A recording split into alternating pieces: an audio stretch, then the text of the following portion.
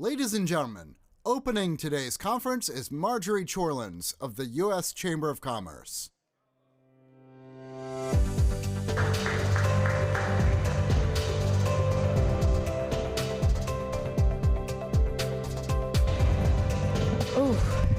Good morning, everybody, and welcome to the Chamber. It is such a pleasure to see all of you here today. As the announcer said, I'm Marjorie Chorlins. I'm the Senior Vice President for Europe here at the U.S. Chamber, and it is my distinct honor to welcome you here today. As we convene this morning, we're reminded of the enduring strength and resilience of the Transatlantic Partnership. This year's theme, Driving Competitiveness in a Changing World, could not be more timely or topical. We're at a pivotal moment with geopolitical and economic uncertainties challenging businesses on both sides of the Atlantic. It's through our collective efforts and shared values that we can navigate these challenges and emerge stronger. I'd like to extend a special thanks to our co-hosts from Business Europe, Marcus Beirer, Luisa Santos, and Eleanor Catella. I think Frederick may also be here, Frederick Person. Our collaboration at this event and beyond is a testament to the power of that partnership. Thank you as well to the leaders of nearly 30 AmChams, or American Chambers of Commerce, from across Europe. We are always delighted to welcome you here at your home away from home. We're grateful to our platinum sponsor, Amazon, and our gold sponsors, Emergent Biosciences and Google. Your support is crucial in making this summit a platform for meaningful dialogue. To all of the U.S. and foreign government officials present, your leadership and commitment to the Transatlantic Partnership are invaluable. And to the Chamber's member company executives, your engagement, your company's investments and expertise power the engine of our economies. A special thank you to our distinguished speakers whose contributions today will no doubt yield valuable insights, and to the French government. We eagerly anticipate the special performance later this morning to celebrate the Paris 2024 Olympic Games, a symbol of global unity and excellence. As we navigate a landscape marked by geopolitical shifts and economic uncertainties, our transatlantic relationship stands as a testament to strength and stability. Our 2024 Transatlantic Economy Report showcases the extraordinary $8.7 trillion relationship that supports 16 million jobs and accounts for 1/3 of global GDP. Yet we must be vigilant. A combination of protectionism, discrimination, isolationism threaten to undermine our strengths. A tsunami of costly and complex regulations on both sides of the Atlantic creates uncertainty, and in some instances, these regulations may not even achieve the outcomes that are intended. Instead, we must champion competitiveness, promote partnership, and ignite innovation. In this spirit, let's acknowledge the economic synergy between Europe and American businesses as a cornerstone of our collective success. We are each other's largest trading partners and each other's largest sources of foreign direct investment. It is in our shared interest to foster a business environment that is attractive for investment and production, that creates prosperity while also achieving vital climate goals. The EU's allure for business is perceived to be waning, marked by slower growth and declining productivity. To counter this, Europe must capitalize on its strengths and foster an environment conducive to investment in technology, job creation, and innovation. Energy security and digital transformation are central to Europe's resilience and competitiveness. In these areas, the EU's strategic actions are crucial to revitalize its competitiveness, achieve sustainability goals, and advance technological leadership. As we navigate this path, we're confronted with challenges that test our resolve, but together we stand firm. Our solidarity with Ukraine remains unwavering, and American companies are committed to Ukraine for the duration through victory, reconstruction, and modernization. Simultaneously, our relationship with China presents a complex tapestry interwoven with threads of both competition and cooperation. It demands a strategy that balances these dualities with care and foresight, and where possible, consistency of approaches between the U.S. and Europe. These are among the many topics we will delve into this morning, and I very much look forward to hearing from all of our speakers. Before I conclude, though, and hand over to my colleague Luisa Santos, I want to acknowledge a true leader in promoting transatlantic cooperation and championing European competitiveness. Susan Danger announced last week that she will step down as the CEO of AmCham EU later this year. Susan's extraordinary tenure has been marked by remarkable accomplishments, and she and her team are the eyes and ears of the American business community in Brussels. I salute her leadership, and I am very grateful for her partnership, guidance, and friendship. Thank you, Susan.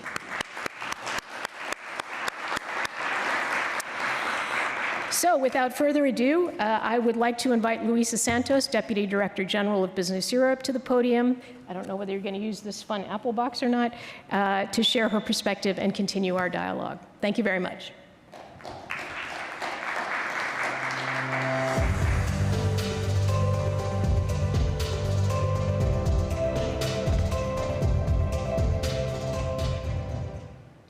Good morning from my side as well. So I'm very happy to be here today. We come all the way from Brussels, Belgium, the heart of Europe. And of course, as European business, we're always very happy to partner with the colleagues in the US Chamber. I think Marjorie already extended the thank you to all of you who are here today, who have supported us in organizing this event. I would like as well to extend the thanks of Business Europe to the US Chamber team, of course, to Suzanne, to Marjorie, to Zach, and all the colleagues, Ivana, that make this possible. I would also like to highlight that this is not the first time we partner. We've been doing this on a consistent and regular basis. We have never worked so much together. We have been developing every time there is a TTC ministerial, our joint statements. And I think this is showing that business on Europe and the US are really sharing a lot in terms of what we want to see, both in terms of competitiveness, but also in terms of the transatlantic relation. We have managed to align many messages and pass beyond the divergences that we have. Of course, we are very strong, we are very big economies, and we do see things differently, but this has not prevented us from having a clear political message that we need to work better and more together. I think together we can succeed in a very challenging environmental context, and apart, we are basically giving the leadership to others. So indeed, as Marjorie said, our companies are confronted with multiple challenges. They need to invest, while at the same time they need to adjust to digital and green transformations. And the geopolitical environment is becoming more and more complex, more and more difficult to predict, more and more hostile. Technological development is, of course, a key driver of economic growth and competitiveness, but also many of these new technologies can be misused. And there is a risk that they can actually, by being misused, endanger our way of life, our citizens, our economy. So we also see governments stepping up and actually doing a lot of action, namely in the area of economic security, which means that there will be more intervention in the way we do business, in our supply chains, in our investment, in our trade. And we need to make sure, of course, that these actions are targeted, they are balanced, and they do not undermine our competitiveness and our possibilities to grow. So also here, I think there is a lot of things we can do and should be doing together between Europe and the US. We also are confronted with very aggressive competitiveness behavior from third countries. Also here, I think there's a lot of opportunities for Europe and the US to work together, to forge the rules that are more adjusted to this new reality, either we're talking about subsidies or other aspects. Finally, I would like to highlight that our relationship is stronger, is very strong, but we should not stay idle, because we need to continue to work to make it stronger, to make it more adjusted to today's reality. I think this is what we're going to discuss today, is how we can cooperate in a number of these areas, from digital, from climate change, trade. How can we work together to make our relationship stronger? So I'm looking forward to these discussions, and I'm sure we will have some very good outputs in terms of work that we want to do together with the colleagues in the US. Thank you very much. Please welcome to the stage Geraldine Byrne-Nason, Ambassador of Ireland to the United States.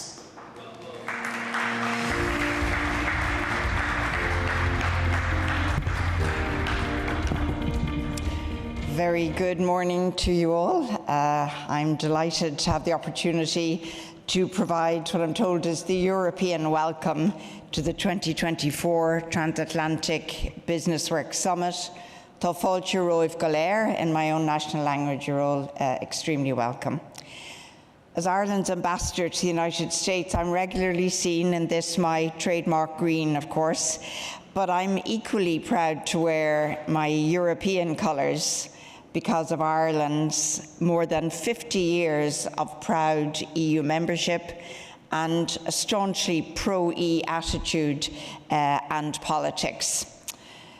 Ireland's membership of the European Union was transformative for the country I'm proud to represent here in the United States. It has amplified our voice on the world stage and given us confidence. From our EU membership, we have benefited economically, but also politically, not least in delivering peace on the island of Ireland. And that critical support of the United States, also across administrations and across time, was fundamental to developing that peace, for which we remain deeply, deeply appreciative. Being a seasoned member of the EU has given us the impetus to strengthen our own human rights record, to drive forward civil and human rights, civil and social rights, to introduce gender equality legislation, improve protection of workers' rights and rights of minorities, and overall to become a much more tolerant, kinder and inclusive country than the Ireland we were before EU membership. It has also transformed Ireland, as many of you here will know, into a robust, vibrant and dynamic global economy. But my job here today is not to flaunt my trademark green so much as to speak to you about a day of what I'm sure ahead of you is a day of stimulating presentations on the important, indeed the exceptional, transatlantic relationship and how we can make that even stronger. So the focus here is business, and there's a lot to celebrate. After a period of turbulence over tariffs, and please, let's not go there again, transatlantic relations are at a high point now, indeed, maybe have never been better. They're vibrant. That's all good news, and the latest edition of the Transatlantic Economy Survey, unveiled last night here in DC at the European residence, I know bears this view out. The EU and the US enjoy, and I choose that word deliberately, enjoy a bilateral trade and investment relationship that is the largest and most economically integrated anywhere on the globe. The numbers are impressive. You've heard them already this morning. I'll repeat them. Over 1.2 trillion in annual two-way trade and 5 trillion, I'm not wearing my glasses for very vain reasons, 5 trillion in investment stocks. The transatlantic relationship is described as the key artery in the world economy. Taken together, the economies of both territories account for 1/3 of global trade in goods and services and close to 1/3 of world GDP in terms of purchasing power, all with huge benefits for consumers, workers, and businesses on both sides of the Atlantic. And not everything crosses the Atlantic in a container these days. The EU and the US are also the two largest net exporters of digitally enabled services to the world. European companies are also the leading source of FDI in the US energy sector, and US companies in Europe have become a driving force for Europe's green transition, accounting for more than half of the long-term renewable energy purchase agreements signed in Europe since 2007. So this is clearly a mutually beneficial relationship. In my view, we need to keep it that way. With so much tension and uncertainty on the globe, we have to work at this. We are all conscious of the war in Ukraine, where the stakes remain high and are growing by the day for the people of Ukraine primarily, as we know, but also very definitely for Europe and for the United States. We face deep crisis and uncertainty in the Middle East region, in Israel, in Gaza, in the occupied territories, where we all wish to see an end to conflict, an end to violence, an end to humanitarian tragedy, and the immediate return of hostages to their families to create the space for political solution. In parallel, we're watching attacks on shipping in the Red Sea, the disturbing rise in autocracy and flouting of international norms and rule of law. Fact is, we simply cannot afford to rest. We know that we have big competitors watching our space. Therefore, at this time of geopolitical tension, like-minded, open, and internationally minded democracies such as the US and the EU absolutely must work together on areas of mutual interest, and that includes trade. The Trade and Technology Council has been extremely important in this respect. It held its 6th meeting earlier this month in Brussels, in Belgium. It was a good opportunity to take stock of results thus far, and to think about next steps. Given the right footing, independent of political cycles both sides of the Atlantic, I believe that the TTC can continue to be a springboard for even greater transatlantic cooperation in trade and investment. The EU-US relationship is built, should remain, on the basis of mutual respect. While we may not always agree, we would, at the very least, always understand each other's point of view. For example, while I understand that the EU while understanding the overall policy goal, I know that the EU has remaining concerns regarding some of the potentially discriminatory measures in the Inflation Reduction Act. That could interfere with the overall intention I know we both share of working together as like-minded partners to address common challenges. Frankly, together, we need to be able to move beyond the challenges of the Act. That is why Ireland, along with its fellow EU member states, continues to support the efforts on reaching an agreement with the US on trade in critical minerals to lessen the impact of the more stringent local content regulations of the Act. As a small open economy, Ireland has benefited from the EU's single market, which was completed 30 years ago this year. So has the United States. But nothing stands still, and even the best ideas need refreshing. Last week's meeting of the European Council in Brussels received a report from former Italian Prime Minister Enrico Letta on how to bring the single market fully into the 21st century, for example, by creating fully operational integrated capital markets union and boosting investment in critical sectors. I know that you will hear from Enrico Letta later this morning. There may be a long to-do list, but European leaders take seriously the competitiveness of the European Union and want to build competitiveness in a healthy and respectful partnership with the United States.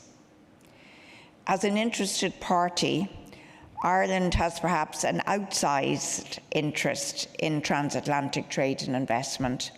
The US is Ireland's largest trading partner. In 2022, the value of trade between our two countries was $301 billion, which represents about 29% of Ireland's total global trade in that year. There are now more than 970 US companies invested in Ireland, employing 210,000 people directly and indirectly supporting over 168,000 jobs as well. Similarly, not often spoken of, Irish companies invest here in the United States, particularly in sectors such as technology, pharmaceuticals and finance. And I'm always thrilled to note that Ireland is the 9th largest investor in the United States. Irish businesses employ 100,000 people in the US across over 2,000 locations in all 50 states. We're a serious investor in your economy. I would like to thank the US Chamber for especially welcoming Ireland annually, hosting our Taoiseach in the spring, also known euphemistically as St. Patrick's season. This year's visit was extra special as we presented to the outstanding Chamber President, Suzanne Clark, the Kennedy Lamass Medal for her commitment to US-Irish relations. And I hope that our great working relationship continues. I certainly plan to do everything I can to support that. And as I conclude now, I would also like to acknowledge the great work of Business Europe, co-hosting with the Chamber this morning, the Platinum sponsor Amazon, and Gold sponsors Emergent Biosciences and Google for their support. So thank you very much indeed for your attention, and I wish you all a really excellent day of discussions. Thank you. Now, for a conversation on the state of transatlantic business with Suzanne Clark, Marcus Beyer, Suzanne Danger, and John Murphy.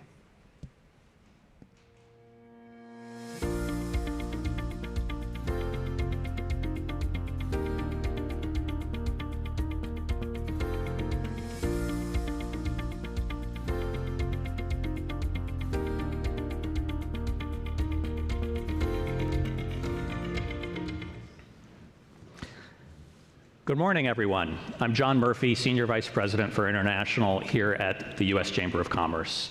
It's a pleasure to welcome you to our discussion today on the state of transatlantic business. Let me present our participants here today. To my immediate right is Susan Danger, who is the CEO of AmCham EU. To her right, my boss, Suzanne Clark, the President and Chief Executive Officer here at the United States Chamber of Commerce. And to her right, Marcus Beyer, who is Director General and CEO of Business Europe. So let's get right to it. Susan, turning to you, AmCham EU and the US Chamber and our friends at Johns Hopkins recently released our 2024 edition of the Transatlantic Economy Report. Can you give us the chief findings about the scope, the breadth of the transatlantic economic relationship, and just a hint on the agenda that arises from that report? Okay, yeah, thank you very much, John. It's an absolute pleasure to be here. So thanks for inviting me. I just want to, before I even start, just recognize also perhaps in the room that it's not only me here, really proud to be here with a network of AmChams from around Europe. Of the we represent 50 countries, and there are 31 of those AmChams in the room today. So it's great to see Europe really represented at this gathering. So with that, yes, indeed, this study, 21 years we've been doing it, John. It's pretty difficult when the question to say, distill down to what are the highlights. Some of you may have already heard them from Dan. My first piece of advice, if you haven't read it, you need to read it. But if you can't read it, take the mini. So I'm going to try and cover just the top three things to take away for today. I think one of the first ones, John, would be the affiliate earnings. I think that stands out as a real reminder of why the relationships is so important in this 8.7 trillion economy that we've been hearing so much about. It broke records last year, so the study highlights this. I'm going to give you some figures, but try not to give you too many because I know how difficult it is to remember. But US company affiliates in Europe earned an estimated 350 billion last year. But I think the important part of that is that it's 2.7 times more than the US affiliate income in Asia. So I think this is one of the overriding messages, always to compare what it is like with the rest of the world, because I think we're still under the illusion that it's not as good as. So that's one fact maybe to take away. And the other one on that is that US company affiliates, that overall earnings, apart from the fact that it broke records, represents 56% of global affiliate income. So I say again, US company affiliate income in Europe represents 56% of global. So I think that in itself represents the strength and health of a relationship, and why, therefore, to answer your question, it's worth really working on this. Then just briefly, maybe a couple of others. Clean tech comes out. So my number 2 would be on clean tech. Look at, there are some figures there, which are drawn from other sources, but the mutual investments now in clean tech across the Atlantic, there are between 2017 and 22, US investors participated, and I'll give you the numbers here because it's impressive, 758 EU-based clean tech deals, and EU investors in 682. So this mutual investment in clean tech is significant, very important, and that's another reason why I think we need to sort of continue on getting our policy alignment right to make sure we continue to do more of that. And perhaps maybe finally, John, one on China. The one that comes up, I know Louisa mentioned this, Marjorie mentioned that. I think we need to maybe smash the myths on China as well and the relationship there. Dan Hamilton, who's one of the co-authors of this study, alluded to this yesterday at a reception we had with regard to what these figures are. And again, I think it's important to compare them, the relationship with China, with the US relationship with China, and the EU relationship with China, to what the EU-US one is, because there's a massive difference. So if we look at it, I'll give you the Europe figure, because we've got chambers here, not only from the EU, Suzanne, but from the wider Europe. US-Europe goods trade, I won't give you the figure because it's impossible to remember all these. The important thing is it's double US-Europe-China goods trade. So again, US-Europe is double US-China goods. That's a massive difference. And then on the EU front, it's 39% higher. So with that, I think what it means, John, is that it's absolutely imperative. This relationship is so strong, we need to continue working on closer alignment to maybe capitalize on that. We can't let it ride. Last metaphor is the highway. Imagine the relationship between the US and Europe as a 5-lane highway. It's 5 lanes. They all run very smoothly. If you imagine the relationship between Europe and China or US and China, it's a 2-lane highway with 1 lane that's broken. So just keep that in mind. The US-EU relationship is like a smooth running. There's still things to do, don't get me wrong, but it's very healthy and we need to work on it. Thank you. That's a fascinating picture. Thank you, Susan. Suzanne, let's turn to you, and let's widen the aperture here before we get into the agenda for the US and Europe. Give us the global perspective here. You've recently been to China, you've hosted leaders from Germany, from Japan, and other countries in recent months. What are the chief global challenges to the business community right now that the United States and our European allies should be tackling together?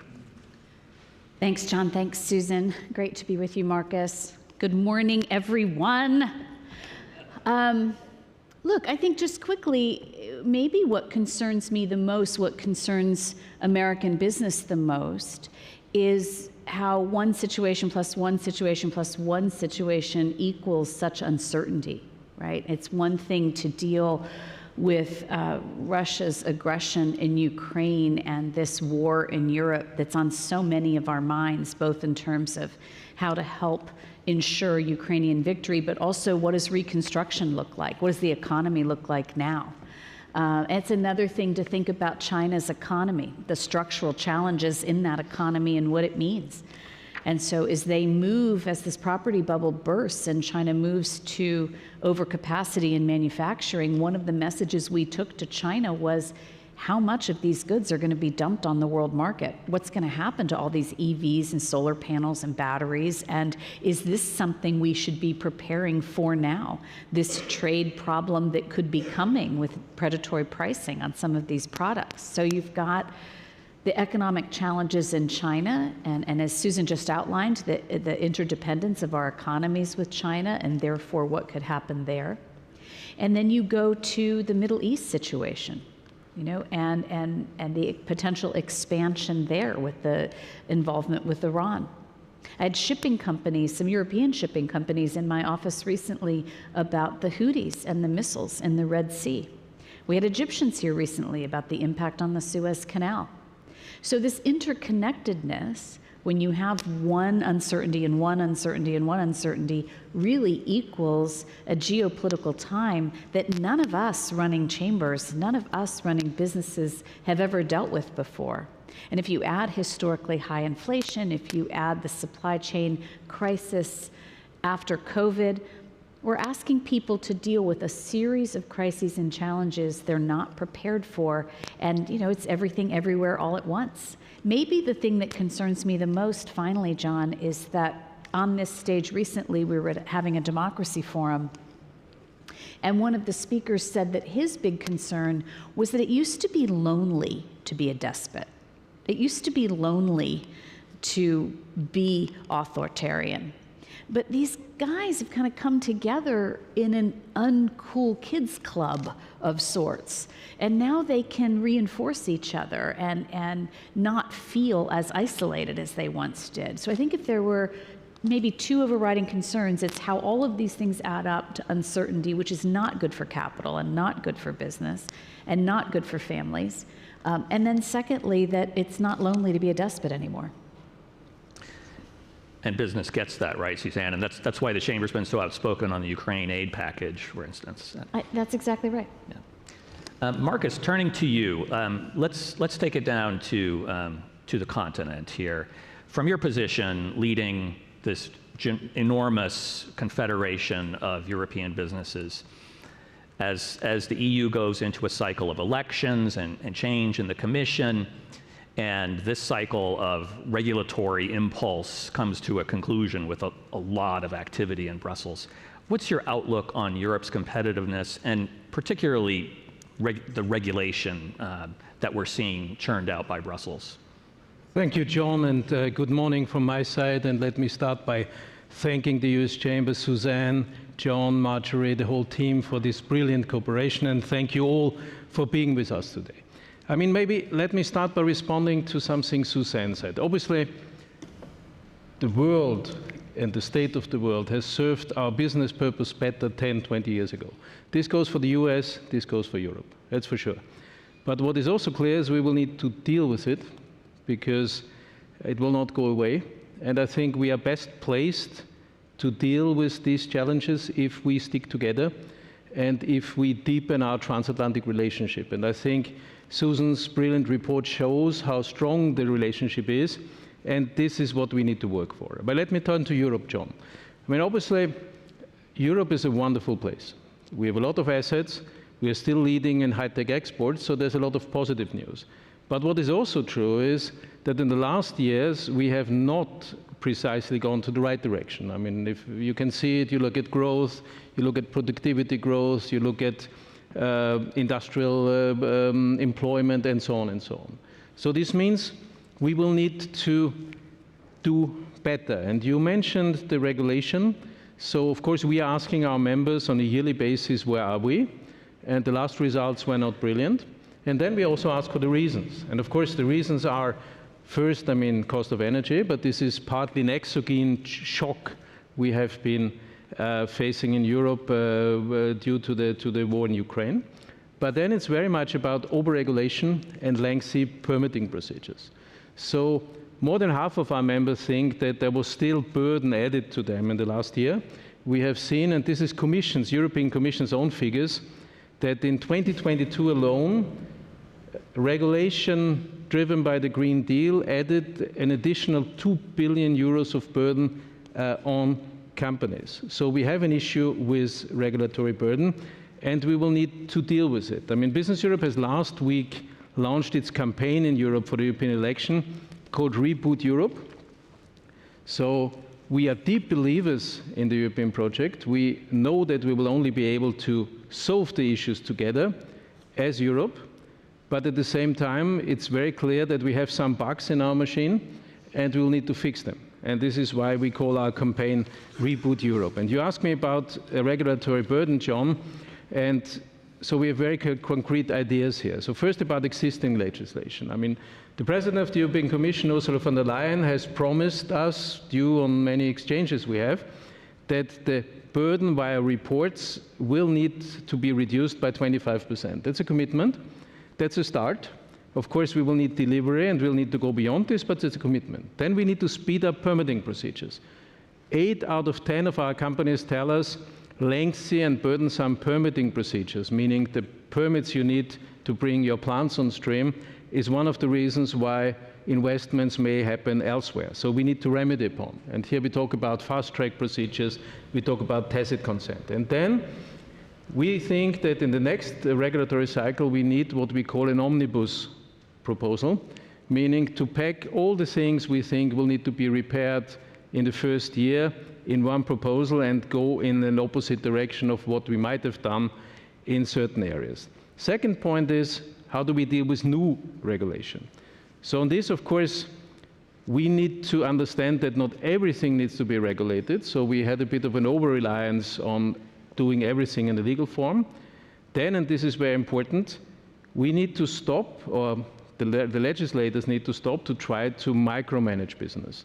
You cannot micromanage everything. I mean, this is stifling innovation. So we need to move away from this. And then we need to apply the tools we have. There is things like a competitiveness check, SME tests.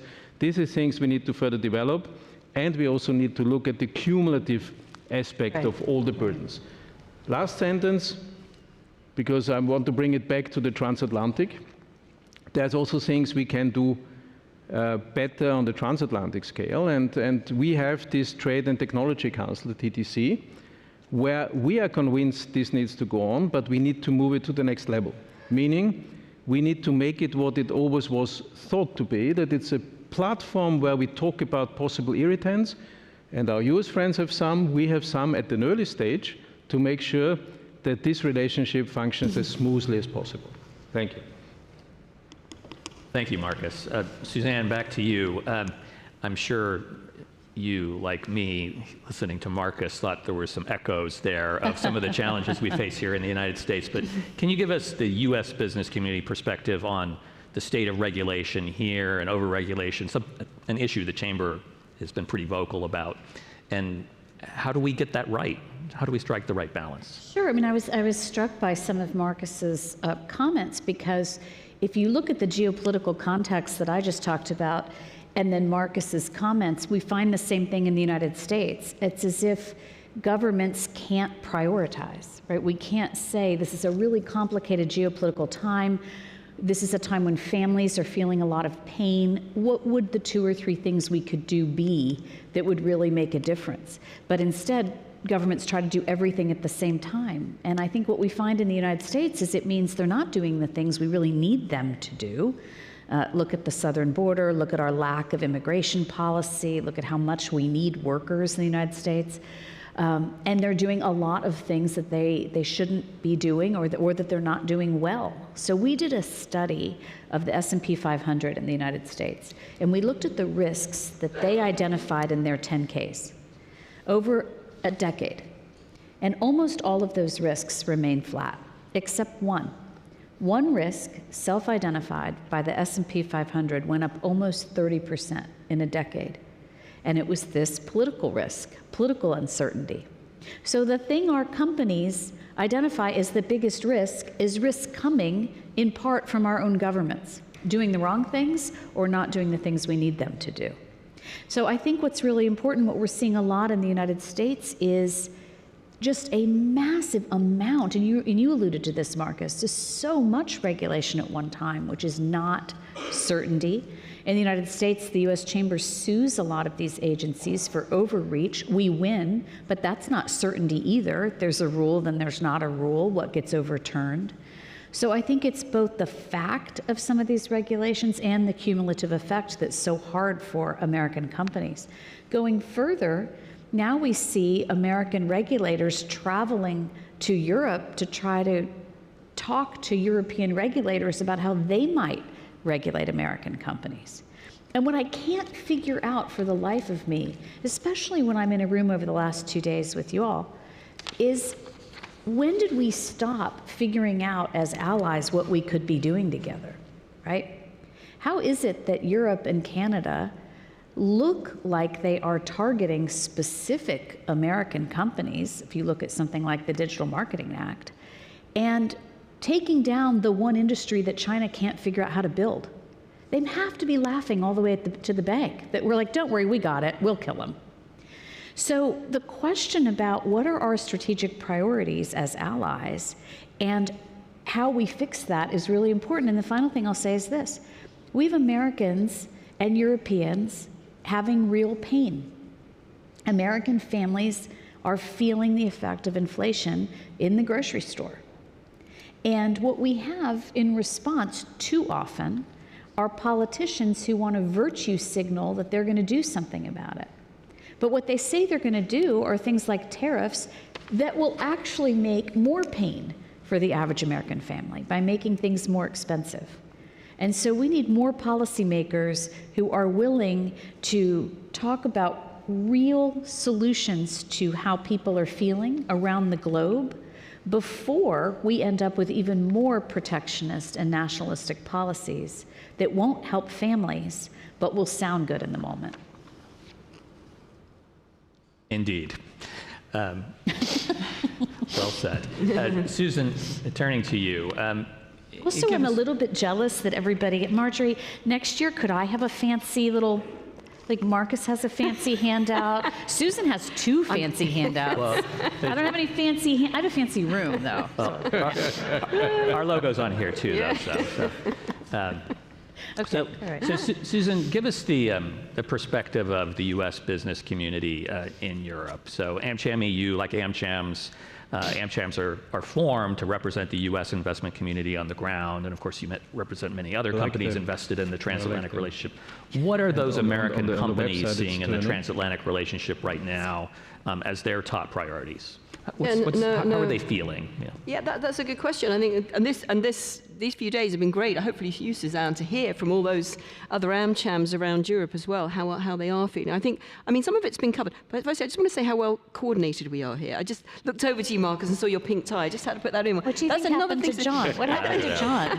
I don't know. So we got the colours right. So that's great cooperation. But back to focus on that. Some of it's been covered. I think what we're calling it the attractiveness of Europe. So I would say that's absolutely number one on the mind of US companies. And I think that we're very aligned with our colleagues from Business Europe and European companies here. It's becoming, and it has been for quite a while now, more and more difficult for US companies to make that case for investing in Europe. So I was just thinking about the great picture I painted at the beginning, because all those statistics in the report are indeed, the majority are record-breaking. There's one that has a little bit more concern, which are the investment figures. Although, saying that, which was pointed out by the author yesterday, the investment figures are actually lower, and I think that's the thing that we do have to watch. Although last year was a record-breaking year, so even though they're lower this year, they're just lower than the last year's record-breaking. So we want to stay positive here. I think that's important. I'm not going to cover regulation again, but that is the number one concern of American companies also. It's the same. It's the same as European companies, which I think is the good news, that we're aligned on that path. We need to simplify, get the timescale right. It takes far too long. That is the number one concern. Yes, we do have this nice little brochure, Suzanne. So I'm going to have to mention it because there are 3 pillars to what American companies are concerned about, and this is what we call our agenda for action moving forward into the year of change on our side of the Atlantic with the EU elections coming up.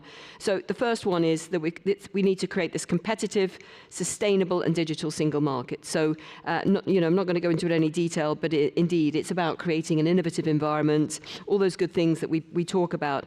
The second one is creating a strong and resilient Europe on the international scene, which is where the whole transatlantic relationship comes into, and trade, moving forward on trade, which has, come quite a bit slower, but also security. We haven't mentioned that yet. Defense and security also would be out there in one of our priorities. And perhaps picking up a little bit on what you just said, Suzanne, our last pillar is actually an equitable and democratic Europe. A concern for companies as well is ensuring we have a Europe where skills is a big shortage. That's a topic not yet out there. It's not that we have enough people there, but we don't have the right skills. That companies are really struggling on that. The other one is ensuring the inclusivity. The other one is democracy. You alluded to despots feeling less lonely now. They're not as lonely. So that is speaking out on values. Values needs to be a big theme moving forward. And finally, the future of Europe is also something that we're looking at with regard to, is it enlargement or not? Ukraine, not just Ukraine, but you have many countries in this room, several countries in this room, Moldova, Serbia and others. Do we start integrating them, and how? And even that my country of my birth, the UK, what's the relationship with the UK going to be like going forward? So I think that's what we're concerned about. Perhaps just to say, in terms of European companies and their impression of the States, I think just to allude to the Inflation Reduction Act was a wake-up call for Europe. So I think how Europe is more hopeful now was a little bit of a, it wasn't a good period at the time. A lot of perhaps some bad feelings, but I think now we've moved on that. It's kick-started Europe, and now we're feeling a little bit more hopeful about using some of those models to move Europe forward. Very good. Marcus, let's come back to you and just drill down a little bit more on the competitiveness agenda. Give us a little bit more, building on what Susan was just saying about the outlook of American and European companies. What are some of the additional recommendations that Business Europe has for honing the EU's competitiveness? Thank you, John. Well, first, let me start again by saying Europe is a great place with a lot of assets, but we need to do better. I always refer to Jean Monnet, the father of Europe, who basically said, we are not optimists, we're not pessimists, we are committed. And this is something we need to bring the horsepowers on the ground. So as I said before, and on this we are pretty united. We have a couple of American companies. Of course, we consider them the European operations of American companies, headquartered in the US in our corporate group, and we pretty much agree on the most important points. What do we need to do to make Europe better? Again, this is in our reboot strategy, which is our election campaign, so to say. So there's 7 points, actually. So first, we need to pursue an ambitious trade agenda. This is very clear. Of course, there is economic security, which has grown in importance. There's a couple of new instruments we have given ourselves. This is key. At the same time, we need to be ambitious on the trade policy. We need to diversify the export and the import markets for our companies. European population is 5% of world population. 85% of the growth will happen outside Europe. So, this is, turning the back on the world will certainly not be the right strategy. And, of course, specifically, we'll need to, we talked about this before, further improve and making it easier to do business transatlantically. The second point is, again, the regulatory burden. I talked about this before, so I can be short. We have faced a regulatory tsunami in the last years. So now everybody promises will come to implementation. That's fine. But when I talk to commission hirings, I say, wonderful, let's implement now as opposed to regulatory tsunami, but let's also adapt where necessary. So to reduce regulatory burden, to speed up permitting procedures. 3, we need to flank the Green Deal with an industrial deal. We support the targets of the Green Deal. It's the right way to go. But it will not be enough to continue to repeat, to say every second week, this is our growth program. In order to make it our growth program, what we want to is we need to flank it with an industrial deal, making sure that it becomes our growth program. And there's a lot to do we can do together. We had this TIST within the TTC framework. I think to create a transatlantic marketplace for green goods, services, and technologies could help us to continue to be leading in the world in all these technologies. 4, we need to rejuvenate the single market. We will hear from Enrico Letta later. He's just proposed a very consistent, far-reaching report on how to re-energize the single market. The crown jewel of European integration. And we will talk more about this later, but this is key. We have again not gone in the right direction in the last years, and we need to reverse course. I'm sometimes asked if you would have one wish, what would it be? I would say, well, let's make the single market sexy again and trade policy boring. I mean, I think this is what would help us most, but... One of those is easier than the other. Sorry? One of those is easier. Making trade policy boring might be easier than... Let's see. I would love to. I mean, you know what I mean. I mean, I do. Good. So then, promote labor mobility. I mean, we all talked about it. We lack labor and skills.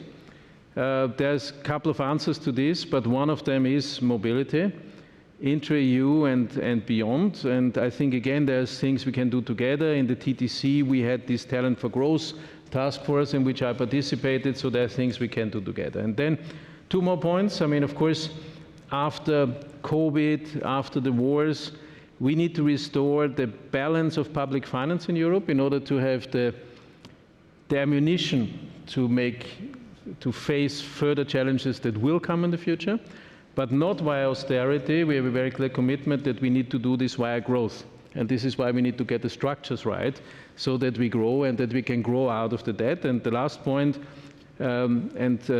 Susan alluded to it, is enlargement. I mean, there's a lot of countries on the enlargement list.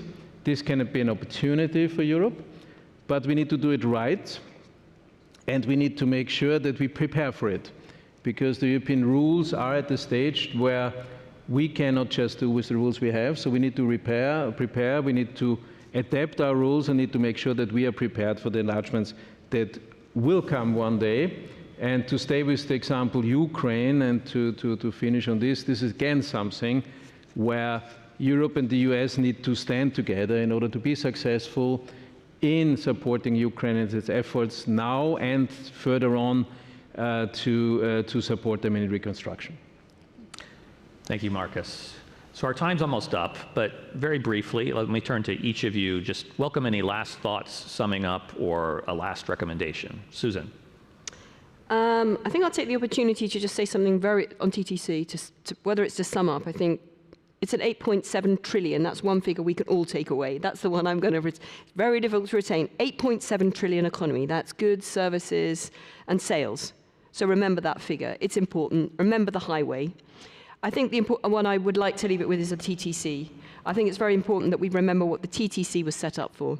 It was set up to rebuild trust after a really difficult period. I think we forget some of the expectations, so therefore there's a lot of criticism of it. It's done that. It was set up to look at emerging technologies, emerging issues. It's doing that. It wasn't set up to cope with a war in Ukraine, but it managed that. So let's go away and remember it is doing good. It can always be improved. Everything can always be improved. If we don't institutionalize it, ensure it's fireproofed, ensure it stays, you can be sure that we'll have to reinvent something else, okay, with a new name. Is that a good use of energy? No, I don't believe so. Let's improve what we actually have. So I think I'd like to sort of finish with, let's all work on at least that, because it is a forum for dialogue and it has achieved that. I would think as well, my parting comments would be, take that mini, look at the figures, go around, out of the bubbles, out of Washington, out of Brussels, out of the capitals, and talk to other people who don't know about the relationship and tell them how important it is. So when it comes to the voting on both sides of the elections, people are keeping that in mind. And my real final comment, John, is that remember that you need the economy to do well, you need trade in order to promote peace and prosperity. So there's nothing, there are various quotes from much more important people than me, which is that world peace and prosperity comes through trade. So let's remember that, because that's ultimately what we all want. Thank you. Shall I let Marcus go? Very good, Marcus. Well, just 2 sentences. First, to build on what Susan just said, I mean, we are often confronted to the argument, well, trade didn't fix all. Sure, trade is not fixing all, but if we're not trading with each other, we'll be way worse. And I think this is the equation we need to bring in. I mean, finishing on the transatlantic, I think it's totally logical. I mean, we are natural partners, and this is the strongest partnership in the world. At the same time, given the sheer size, it's logical that there's also tensions. Not least because we both are used to, let's say, convince partners that our view is the right one. But I think we will need to, in the future, move to the next level, find compromises, because the way the world is going, we will only be able to solve it together. And coming back to the TTC, we think we will need to move the TTC, or whatever the name will be, this structured relationship, this structured cooperation, to the next level, improve it, and make sure it becomes the platform that really makes us stronger to face the challenges we have in the world together. Thank you. In times of great uncertainty in a dangerous world with complicated economic figures, the only solution are real alliances and real partnerships based on shared values. That exists nowhere the way it does in the transatlantic relationship. Our continued dialogue, being in the habit of this communication, will be even more important as all these global elections take place over the next year. And we are honored that you chose to spend your time here with us and building this relationship, and you can count on our commitment going forward. Thank you, John. Thank you all. Please join me in a round of applause for the panel.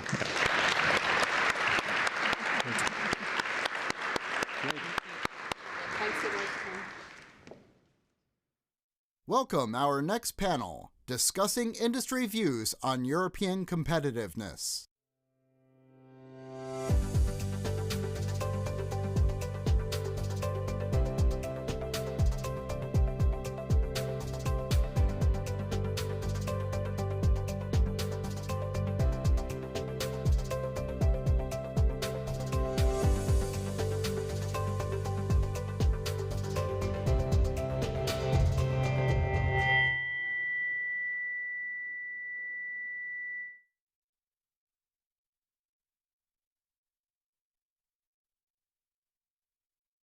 Good.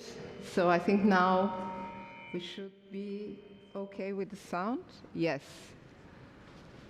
Very good. So welcome to this panel on European competitiveness and how Europe is indeed scoring in terms of competitiveness. And we have a very good lineup of speakers.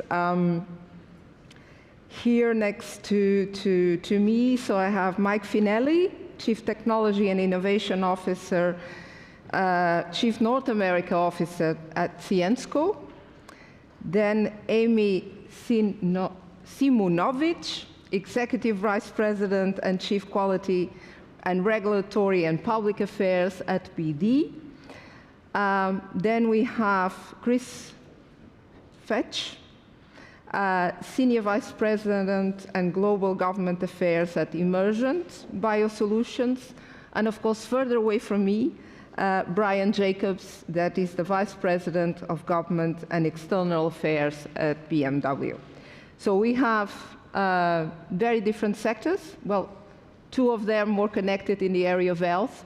But the idea of this panel is that we discuss what are the aspects where Europe is performing good in terms of competitiveness, what are the aspects that need to be improved, and of course, we will address also the specificities of the different sectors. So maybe starting with you, Mike. So how do you see Europe performing these days in terms of competitiveness? What is your assessment? I mean, the previous panel already talked a lot about the regulatory aspect and how this is impacting companies, but I would like to hear your views on how is Europe performing. What are the areas that you see as important to be improved? Thanks, Luisa. So maybe I'll start a couple seconds on who my company is, because the Syensqo, it's a name you probably never heard of. It's Syensqo, a little strange spelling, but it's Syensqo, pronounced that. So as you would imagine, science, we are a company that's based on science. We're about 4 months old, so we're brand new, but we have a 160-year history. We are a spin-off of the Solvay Group. We're Belgian-based. We have about 8 billion in sales and about 12,000 employees. So you might ask, well, what do we do? We're a materials and specialty chemicals company. You may find our products in everyday, you will find our products in everyday things. If it flies, we're on it. If it drives, we're in it. In medical, our materials save lives by filtering the blood of patients with kidney failure. In electronics, we enable advanced semiconductor processing. And if you shampooed your hair this morning, probably 25% of you used our materials. So that's who we are. As for my assessment on Europe, I would say that, in the last years, there's been some really good policy.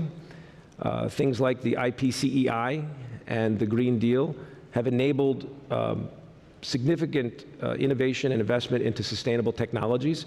ScienceCo, through our predecessor, Solvay, has taken advantage of IPCEI, and we have developed new materials for electric vehicles. We've developed new materials for green hydrogen. Our materials, the actual membrane that splits the H2O molecule into H and O, with zero emission process, by the way, if you use green energy. And we've also invested and developed new products for advanced semiconductor processing. And we've done this with the help of policies such as the IPCEI. However, I would say that now Europe is missing a big opportunity on the industrialization of these technologies. One of the reasons that ScienceCo spun off of Solvay was that we wanted to be more agile, faster, and move faster in the industry. So when it came time for us to make a decision on where to invest $850 million into a big battery material plant, we chose the United States. And the reason we chose the United States was that we received a significant grant from the IIJA and the DOE grant, and also the successful implementation of the IRA.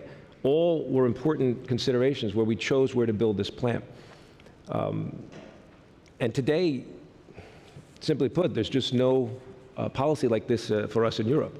Instead, what we got in Europe in the last 5 years is 14,000 pages of regulation. Now, and as a chemical industry, regulation is very important for us, and I'm not here to say that regulation shouldn't advance. Of course it should. The world changes, and we need to advance our regulations. But it needs to be done in a predictable, coordinated, data and scientifically driven manner. And it should not be contrary to important policy, to the implementation of important policy like the Green Deal. Now we need an industrial deal in Europe. And this has been outlined in the Antwerp Declaration signed by our CEO and over 1,000 other organizations. Now we do see some positive signals coming from the European Commission with initiatives like the EU Chips Act and the Net Zero Industry Act, but we need speed rather than perfection. Decisions are being made now. Companies are deciding where to make their investments. I am confident that our leaders working together with the private sector can create a framework that retains and grows the green energy hub that has been fostered over the last several years in Europe. Thank you. Thanks a lot. So we heard about the chemical sector, but some colleague of mine used to say the mother of all the industries, because 100% agree. 100% chemicals, he was from the chemical industry, so. I understood. But anyway, it is a fact that you're providing solutions for many sectors of the industry. Amy, I would like to hear your perspective. I mean, you come more from the health sector. So how do you see in your sector the competitiveness of Europe, and what are the key drivers, and what are the areas you would like to see improved as well? So I'm going to start by introducing the company I work for, and then it'll give context to my answer. But I'm from Becton Dickinson, or BD. For those who are not familiar with the company, we're one of the largest medical device companies in the world. We're about 70,000 associates strong, and we're truly transatlantic. Out of those associates, 24,000 are in the US, about 12,000 are in the EU. And that's not just sales, that's manufacturing. We have a manufacturing footprint in the US that includes Nebraska, New York, and Connecticut, just to name a couple. In Europe, everywhere from Ireland to Spain to France to Hungary, we have manufacturing operations. And again, those are just naming a few.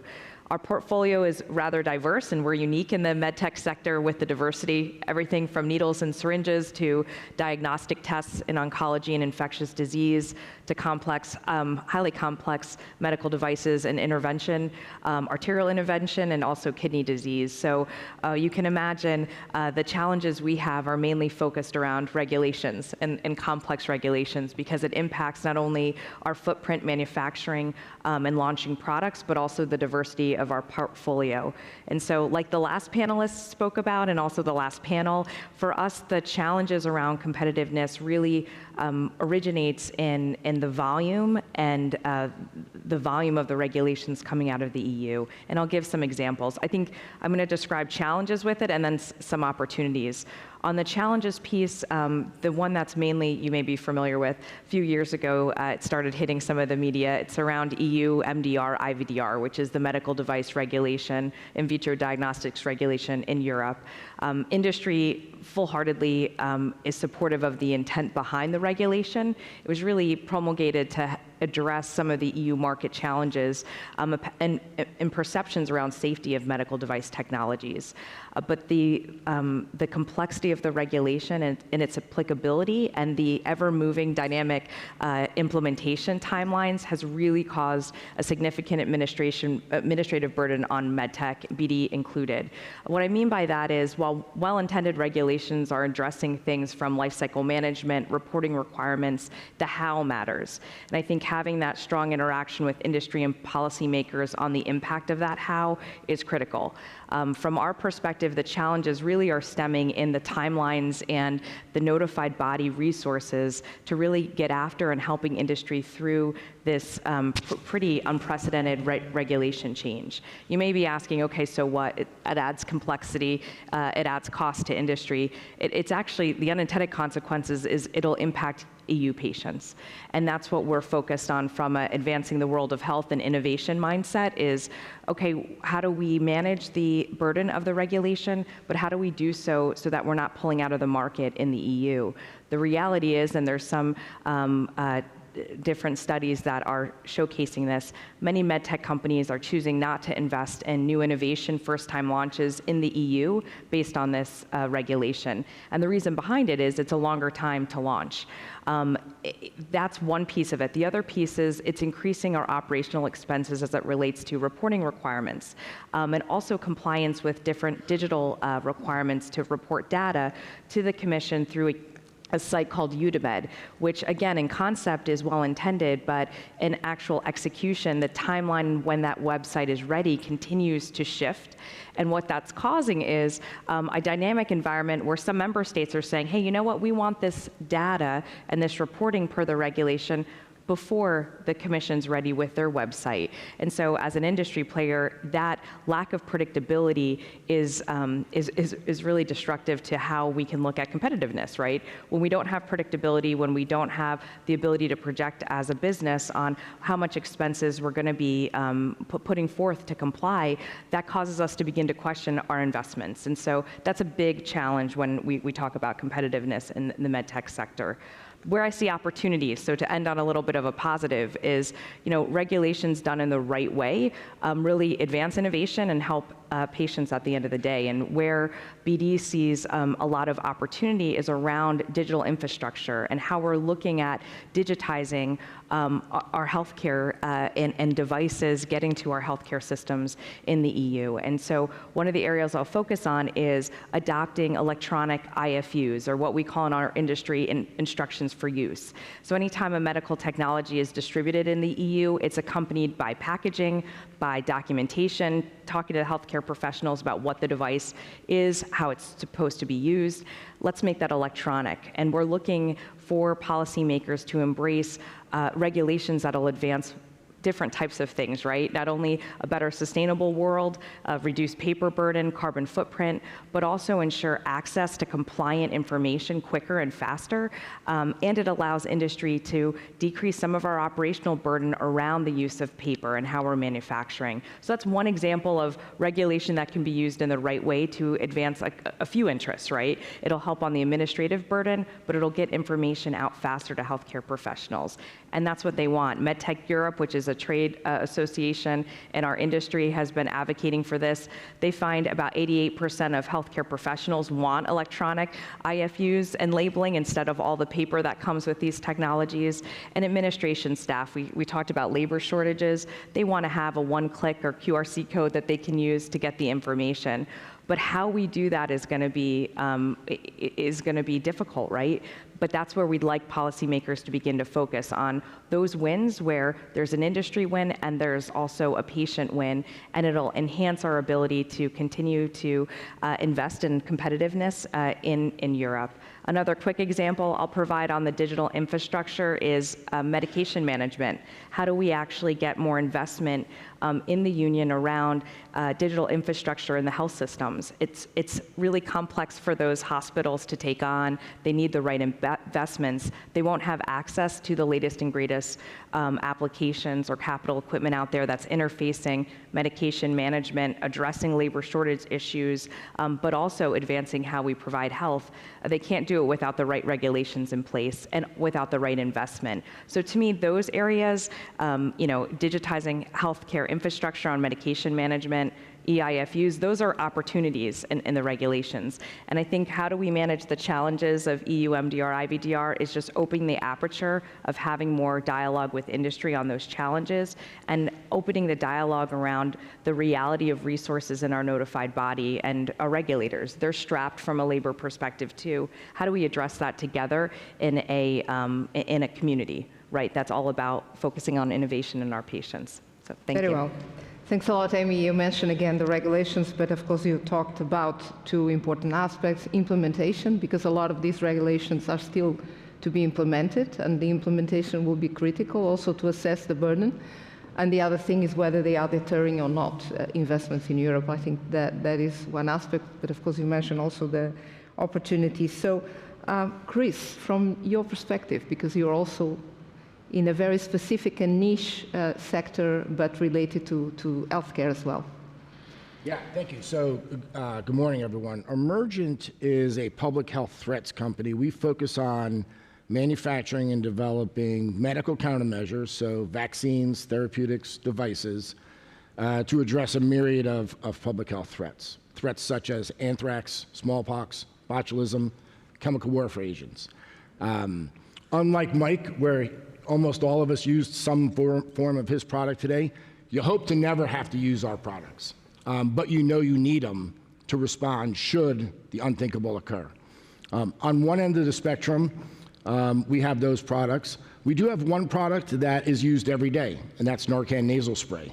It's a reversing agent for opioid overdoses, and it is an essential product that's being used to give people a second chance should they fall in there.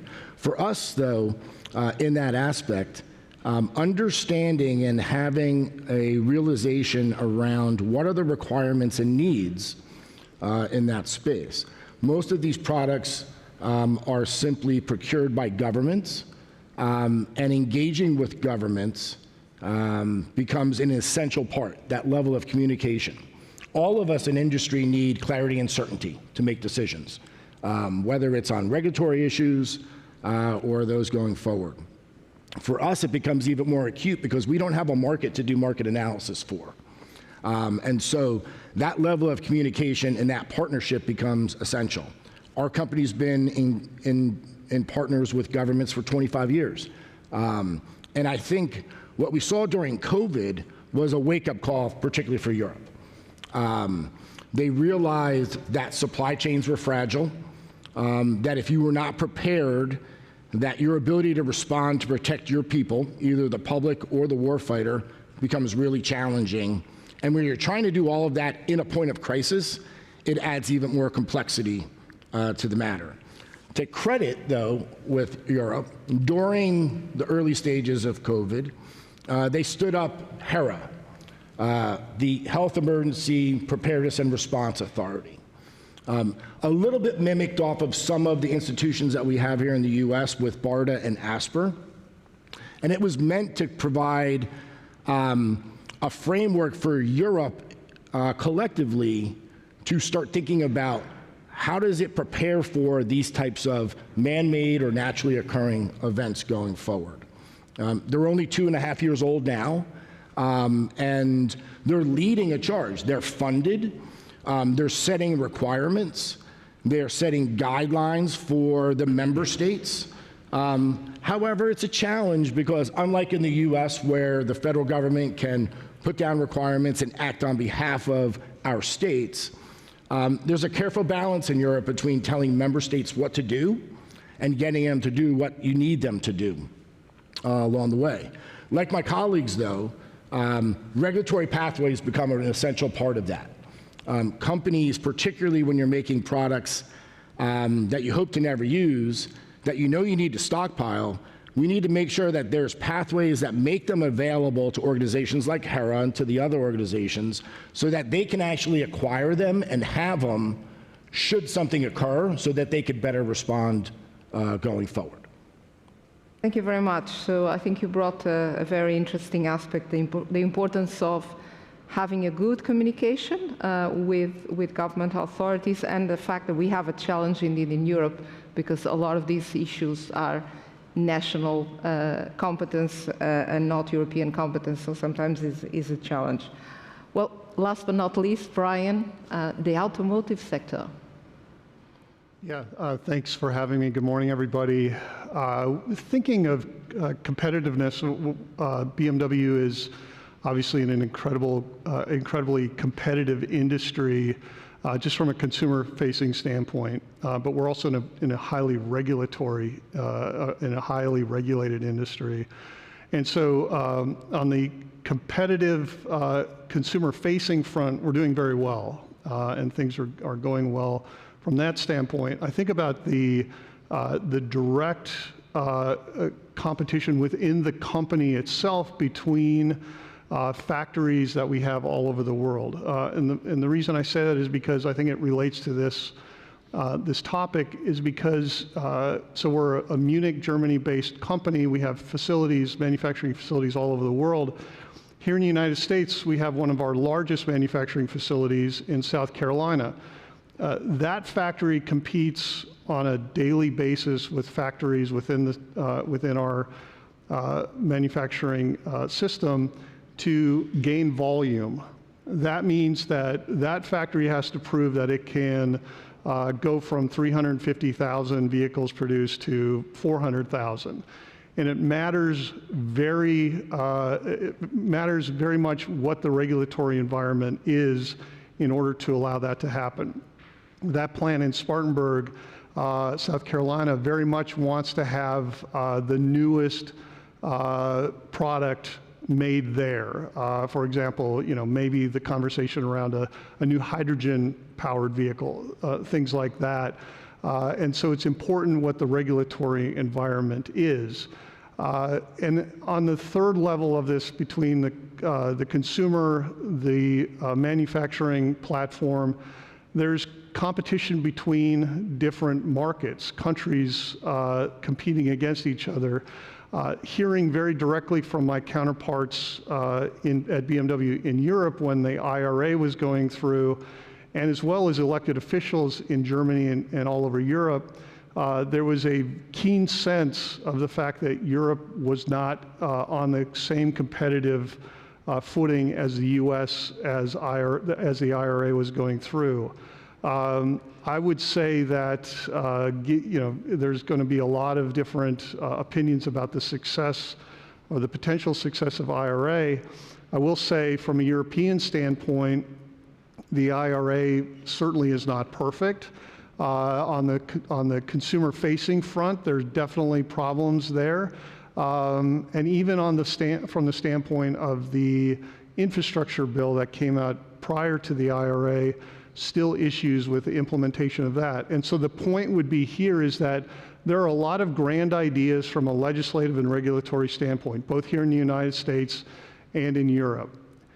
The key for us is implementation. The key for us is a determination and a will to actually support the policies in which you're advocating. The idea that a regulator or a legislator or an elected official wants something that's unachievable and puts us in a bad situation from a competitive standpoint is really not the way in which either an elected official should approach their work, nor from a industry standpoint of wanting to achieve success. So what we advocate for is the idea that we always want to make sure that we're doing well from a competitive standpoint. One example would be the EPA just issued regulations on emissions here in the United States.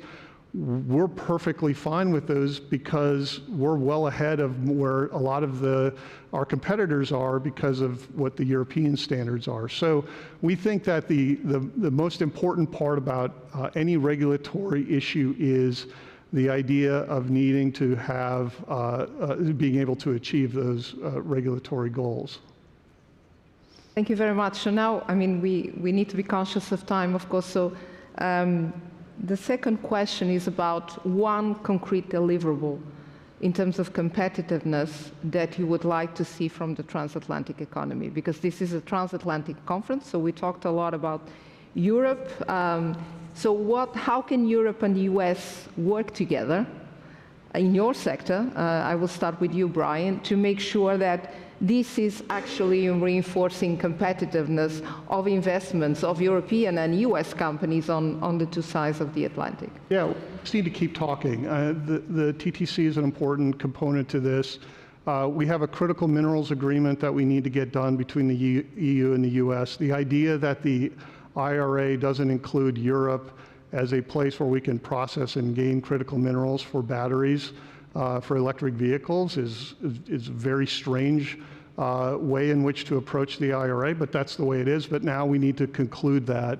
We have so many common values and so many common goals between the two countries. And you know, as somebody who works for a European company but is based in Washington, D.C., and has a keen sense for both sides, it's really, from a business standpoint, our responsibility to push these people. Whenever I see a member of Congress, I'll be the last man standing when it comes to free trade, not industrial policy, free trade, in making sure that that gets done. And whenever a member of Congress or an elected official tells me that there's no appetite for it, you just have to keep pushing. It's so important that we do that. These common goals and common values are so important that we keep that going. And a free trade agreement, although difficult, I understand, is a really important component to keeping the transatlantic partnership going. Thank you very much. Well, that's quite a bold request, but I do understand your point. Mike. Sorry, Brian. So, Chris.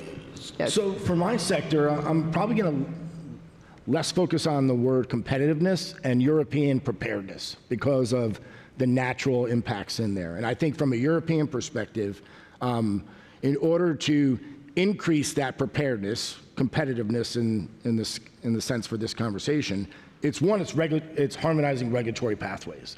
That allows the Europeans, it allows people like Laurent Michel at Hera to have access to the products that he needs to protect Europeans along the way. Second is leveraging off of the investments already made over decades by the US in research and development and licensure of products, and making sure that there is a quick and easy way for those products to be then incorporated into the EU, thus meaning that the EU is better prepared to address their problems should they occur in the future. Thank you very much. Amy? So I'm going to keep it simple in the interest of time. Keep doing these types of events where you have the inclusivity of industry in the conversation. We really want to provide concrete examples of impact to competitiveness based on different regulations or policies being contemplated.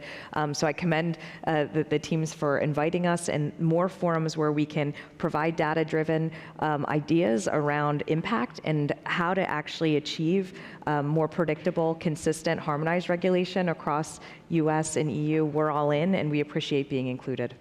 Thank you very much. So actually, it's a similar topic you're seeing coming up. I mean, to me, it's a coordinated approach between the US and EU on taking on the tough task of chemical management reform. but it needs to be science-based, and it needs to be predicated on a risk assessment approach versus a hazard-only approach. Having regulatory certainty helps us make decisions on investments, and if we have a coordinated approach, this will help reduce significant costs throughout the entire industry. I'd also like to say that we also need a coordinated industrial strategy between the U.S. and EU. For example, we know there's a lot of talk between the U.S. and EU top officials about a critical mineral agreement for EV batteries. So it's important to have a coordinated list, what's on that list, but also we would recommend we've got to go downstream to the critical materials that are made with those critical minerals. The IP around those downstream materials are domiciled in the EU, many of them are domiciled in the US and EU, and it's really important to have this accounted for in those agreements. Thank you very much. I think that we have a very good suggestions in terms of cooperation between Europe and US. Of course, the critical minerals agreement is something that is in the pipeline already for some time. We hope, we know the two sides are still speaking, so we hope this can still happen before the elections. So that is one important aspect. I think the other important aspect is going to be how the regulations that Europe has been adopting are going to be implemented, and we need to ensure that in the implementation as well, the politicians talk to the private sector, and that this implementation is done in a way that does not hamper competitiveness. And of course, it is important that we, on the two sides of the Atlantic, continue to speak, especially on regulations and how these regulations are implemented. I think we would like to see, of course, the TTC or another platform to be continued precisely because we can, through this platform, discuss about these regulations and try to avoid that they are indeed hampering our shared competitiveness. So we should be trying to improve our joint competitiveness. And final point, I think a very important aspect is that we need a good dialogue between policymakers and the private sector across these different aspects. So thank you very much, and I would like you to thank the speakers with a warm round of applause. Thank you very much. Thank you.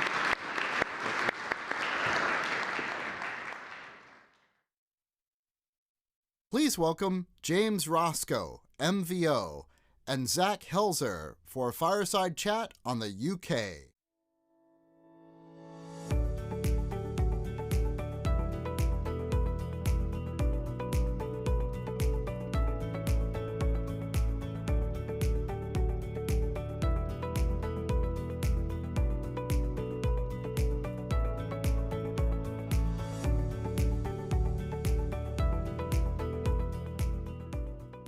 All right, good morning, everyone. Morning. So we're here with James Roscoe, Deputy Head of Mission to the United States for His Majesty's Government, to discuss a range of topics shaping the UK's present and future. Mr. Roscoe joined the British Embassy, Washington in July of 2022 with a career spanning various strategic roles. His notable positions include, and there are many, UK Ambassador to the UN General Assembly, Director of Communications at both the Cabinet Office and the Department for Exiting the European Union, Communications Secretary to Her Majesty the Queen. Additionally, he served as Chief Press Officer at 10 Downing Street under both Labour Prime Ministers Tony Blair and Gordon Brown. His global impact is underscored by his work on sanctions, counterterrorism, counterproliferation, both at the UK mission and the UN, as well as his contributions in Sierra Leone and Iraq. Pretty sure we have the best person possible for this panel. So James, let's begin with our conversation. First up, supply chains. So following recent instances of disruptions to global supply chains, be it COVID-19, the invasion of Iraq, what's going on in the Red Sea, the invasion of Ukraine, how is the UK looking to increase its resilience, and what is the role of international cooperation? Thanks, Zach, and good morning, everyone. I think last time I was sat in this room, there was a little more tartan and a bit more whiskey, because we were celebrating Burns Night, which I hope you all get to come to at some point here. I think let's start with what the UK sees as the principles in this space. So we are fundamentally committed to free trade We think that free trade is good for consumers, it's good for innovation, it drives down prices. Fundamentally, it makes the world more wealthy and more secure. We also believe, fundamentally, that governments shouldn't necessarily try and do this stuff, that you guys in the industry are the best people at understanding supply chains and making them as resilient and efficient as possible. But no one can get away from the fact that, as you say, there have been significant disruptions over the last decade or so that have made us think a little bit about the vulnerabilities in those supply chains, and particularly those vulnerabilities to significant geopolitical disruption. And so what the UK is trying to do is it's trying to say, right, we come from the principle of we want free trade, we come from the principle of businesses are good at this, but how can we as a state try and ensure that from a security perspective, we're in the right place? And I think there are two ways in which we're doing this. There's a kind of bottom-up way, and the bottom-up way is to kind of lean into industry, to kind of say, how do we make sure that in those areas where we feel some vulnerability, so in advanced manufacturing, in batteries, in chips, how do we make sure that we are making the domestic capability available where it can be? So I'm not necessarily, and I think we're not necessarily keen on industrial activity at the state level, but how can we make sure that where we can grow this industry domestically and make it resilient, we are? How can we make sure that where we can do, we're working with our partners and allies to make the ecosystems between people we know we can trust and depend on as resilient as possible? And then how can we make sure that we're building the expertise at the state level to make sure we can advise business effectively, so we can give business good geostrategic advice. We can create within the government some expertise in supply chains, which makes sure we can deal with business effectively and have a conversation with them about where we see the vulnerabilities and where they might want to do more to improve their own resilience. Let's transition to US-UK trade specifically. So the Atlantic Declaration remains, I think, currently the cornerstone when it comes to US-UK trade relations. With the shelving of a new trade agreement, what initiatives are in place to further economic ties and address our shared challenges? So I saw this was your question, and I think the Atlantic Declaration is important, but I think the cornerstone of UK-US trade is these guys, actually. It's business, fundamentally, and it's an incredibly important relationship. So the UK-US trade is worth about, last year, $311 billion. And the interlinkages are enormous. So every day in the UK, 1.2 million people get up and go and work for a US company. And in the US, 1.8 million people wake up and go and work for a UK company. So it's a very, very tight relationship. And, you know, I think that there is a lot of support in this town for a free trade relationship between the UK and the US. I think we're very complementary economies. I think that many of the risks that some who are against free trade in the US see in free trade agreements aren't there necessarily because of the differences between the UK and US economies, and also the complementarity. So I think that's definitely, in the long term, the way forward.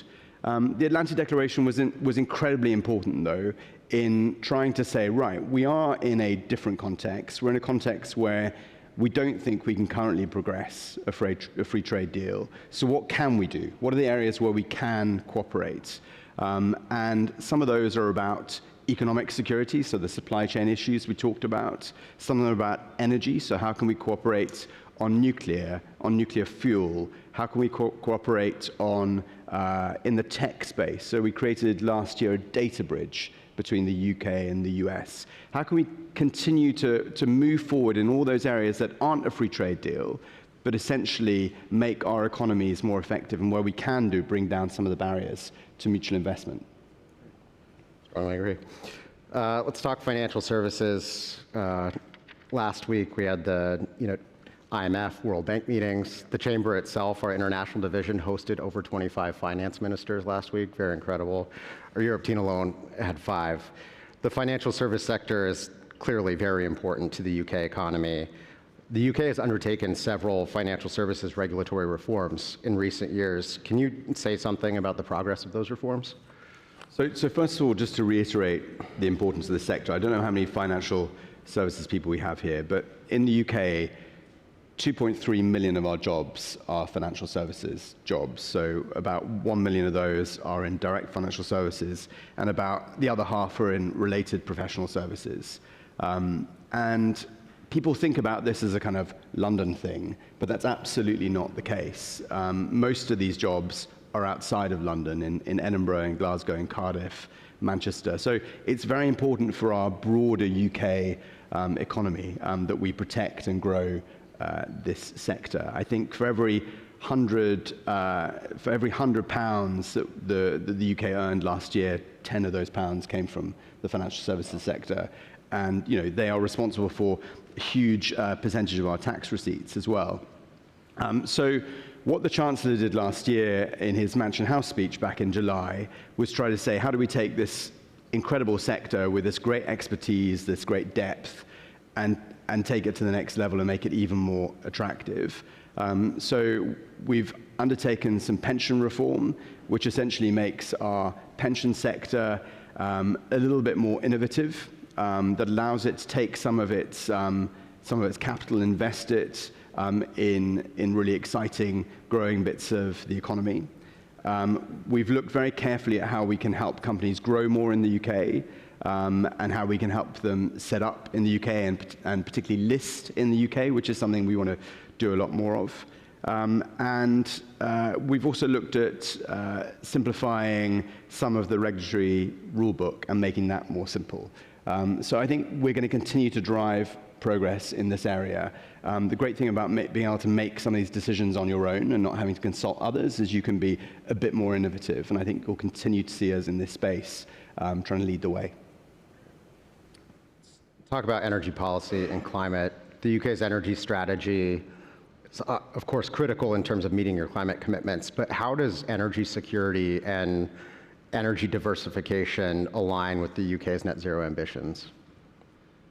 So I think, one of the first things our new Prime Minister, Rishi Sunak, did was merge the bits of our government that are dealing with energy security and the bits that are dealing with greening and bring them together in one place. And I think that was really critical. I mean, the UK has made huge strides in this area. We've reduced our emissions by 50% since we started the process in 1990. And we're continuing to strive to make further progress in that area. We've got some real innovation in this sector. And so one of the great things to go back to the Atlantic Declaration, was at the heart of that was more cooperation between the US and the UK in this space, in the renewable space, and in the green innovation space. And I think because we've done so much, 50% of our energy now comes from renewables, and that's mainly wind in the UK, because you probably know the weather doesn't lend itself to solar. But it's huge amounts of wind. It's a big move towards nuclear. We want to get to 24 more gigawatts of nuclear in the coming 10 years. So we're making huge progress in this area, but it's also an area where I think we could export a lot more. And as the US starts to do more to diversify its own energy supply, I think that's a huge opportunity for the UK. Made it 5 questions without mentioning the word Brexit. So I think we're making progress. Obviously, it's reshaped the UK's relationship with the EU. We all know that. But as we move forward, what are the main priorities for the UK in terms of fostering a constructive and mutually beneficial relationship with your European partners? I mean, fundamentally, the European market, the European Union, is going to be incredibly important to the UK. And the fact that we have a trade deal, which is the kind of no tariffs, no quotas deal with the EU, is incredibly important for our manufacturers and for people who do business in Europe. And I think if you look at the situation in Europe and the threats that it faces through Russia's war in Ukraine, the UK has really leaned into helping Europe. It's fundamentally leaned into helping Ukraine. but it's also leaned into European security in a big way. You know, Europe will always be, the UK will always be part of Europe. And it will always be incredibly important to our cultural identity, our political work, but also critically to our economy. So I think that Europe should be in no doubt that that's the continued direction of travel. And I think that we will continue to look for ways where there are brilliant European projects in the science and innovation space, in the education space, where we can continue to cooperate and work together. But I think we will try to continue to find our own way in terms of our economy and our rules and how we do things. And you know, we've made lots of progress in FTAs. I think you'll all agree that this is probably the worst possible time globally to be trying to advance the goods of free trade. But we're going to continue to bang that drum. I think that, you know, the fact that we've been able to join the CPTPP is incredibly important, both for the UK, but also for the West in its engagement with the Indo-Pacific. Once we finalize the deal, 99% of UK goods will be tariff-free into those markets, which is really incredibly useful. There'll be new products that can come from those markets into the UK, driving prices down, creating more competition in those areas. And there's a huge growing middle class who, you know, in that region, who will be looking for the kind of goods, the high-end aspirational goods that the UK produces. So I think that's a great opportunity as well. So we will continue to be absolutely umbilically connected to Europe. But I think we also, as a country that wants to embrace free trade, will continue to try and blaze that trail as well. Picking up on that connection, talking about Ukraine for a moment. So the ongoing conflict, you know, can you discuss the UK stance and what measures the UK has taken to support Ukraine while also working to maintain stability and security in the region? I mean, so you know, as you described at the beginning, I'm fundamentally a kind of security diplomat, and Russia's invasion of Ukraine is incredibly disruptive in terms of European security. But it's also done an incredible thing to Europe. It's made Europe sit up and realize that it needed to enhance its security. It needed to lean into its capabilities in this space. And I think that the invasion of Ukraine has brought NATO and Europe together in an extraordinary way. And I think we've all heard that. But it is incredible to think about where we are now versus where we were in, say, 2021 from a European security perspective. I think the UK's commitment is there in the 12 billion we've already spent in Ukraine. The Prime Minister is in Poland today with our Chancellor and our Defense Secretary, meeting with Polish leaders, but also talking about what more we can do in Ukraine. We have just committed again today another £500 million, so £500 million for new weapons for Ukraine, some of the long-range artillery systems that are making a real difference to Ukraine's fight on the front line. And obviously, we put a huge amount of work into talking to and working with Congress to try and convince them to pass the finance that they did over the weekend. And we're incredibly grateful to the US as an ally for the lifeline they've thrown Ukraine in standing up to this aggression by Putin. But I think what's really important for business people is that fundamentally peace is conducive to good business. And we need to make sure that Putin knows, and anyone who looks at him and sees what he's done as an aspiration, that they know that you cannot just invade another sovereign country. So fundamentally, making sure that Putin fails in Ukraine is important for global business. Before we wrap up, maybe a final question on a lighter note, if that's okay. So diplomacy often involves cultural exchange. If you had to choose a British tradition to introduce to American audiences, what would it be and why? I mean, have you considered monarchy? Because they're really worth having. You did have one once. So cultural exchange. So actually, it's a really important thing, right? We're sat here in Washington, D.C. My other experience of living in the U.S. is in New York. But getting outside of those cities is really critical. And I went up to the Iowa State Fair last August, which is amazing. If you haven't been, seriously, go to the Iowa State Fair. It's life-affirming. And one of the things they do at the Iowa State Fair is they give out free eggs. Has anyone had a free egg at the Iowa State Fair? You haven't lived. Oh, we've got it, yeah. So basically, the Iowa, I don't know what it is, the Iowa Egg Board, they boil eggs, and of course it's a state fair, so they put them on a stick, and they hand them out for free. And I was asked by Mike Naig, who's the brilliant agriculture secretary in Iowa, to give out some free eggs. And so you're standing at this kiosk, long sort of table, and people are queuing, they're in a line for sort of miles, as far as the eye can see, for their free egg. And they get the egg, they dunk it in some spices, and they eat it. It's delicious. But what I didn't know was that Mike Naig, who was one end of the counter, and I was at the far end of the counter, Mike Naig was saying to people, you should talk to the guy at the end. He's one of the candidates, one of the presidential candidates. And so these people were coming up to me and taking their egg and saying, good luck, and I really love your work. And I was like, what are you talking about?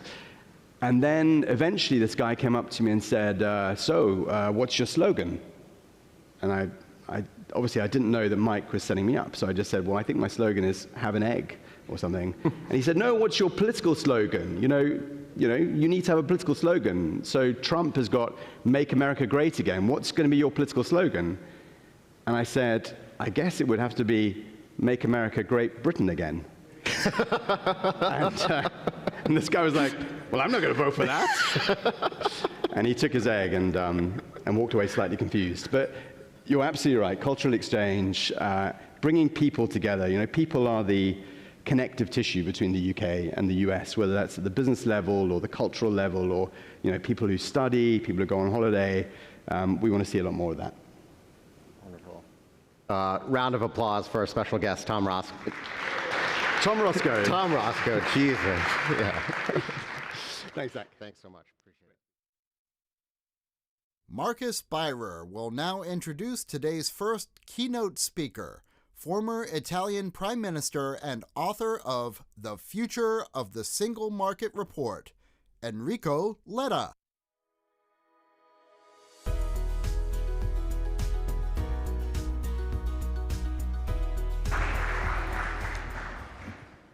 Good morning again. Is it my great pleasure to introduce the former Prime Minister of Italy, Enrico Letta. I may say a good friend, and we have worked together extensively in the last year and exchanged many times. We've been together in La Hulpe, we've been together in Berlin, we had many exchanges in Business Europe, and I can say, I said it earlier, Jean Monnet, the father of Europe, said, we are not optimists, we are not pessimists, we are committed. I can say Enrico Letta is a man of commitment, but also a man of conviction. A man who worked with Jacques Delors, the other father of Europe, I might say, and a man who is heading the Jacques Delors Institute in Paris. The single market is the crown jewel of European unification. I think everybody agrees on this. But it needs to be re-energized. We have not gone exactly in the right direction in the last years, and we need a new impetus. We need a new ambition. And this is very important that politicians have understood that we need this new impetus. I think they have mandated the right person to do this report and to reverse the trend. Enrico Letta has referred to this worrying trend that companies do invest outside Europe, which is a good thing because it is important to invest, for instance, across the Atlantic, but it should not be the only alternative. So speeding up the single market, making sure that the single market is flourishing again is the challenge of the hour. Enrico Letta has presented his report last week to the European Council, to a special European Council dealing with European competitiveness. There's a lot of interesting aspects in it. It is a very long and detailed report. He also thought out of the box about enlargement, about defense, about the leftovers, which is very important. Of course, in such a long report, not everybody agrees with everything. This is very clear. But I think the feedback in Europe was overall overwhelmingly positive, because this is not the moment for petty little concerns. This is the moment for bold action. So I would all ask you to welcome Enrico Letta, former Prime Minister of Italy, President of the Jacques Delors Institute, and author of this very intense and important report on how to improve the single market again. Thank you, and Enrico, the floor is yours.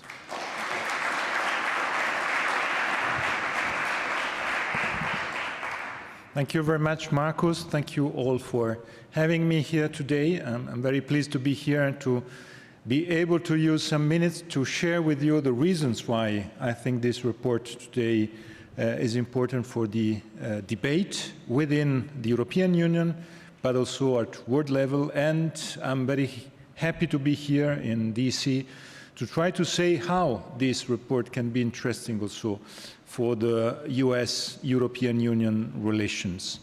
I start by saying that the single market was created 39 years ago, 85.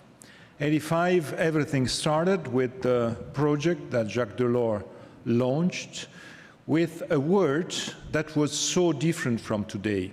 I had the privilege before Jacques Delors passing away last December to meet him to discuss about the single market and this mission.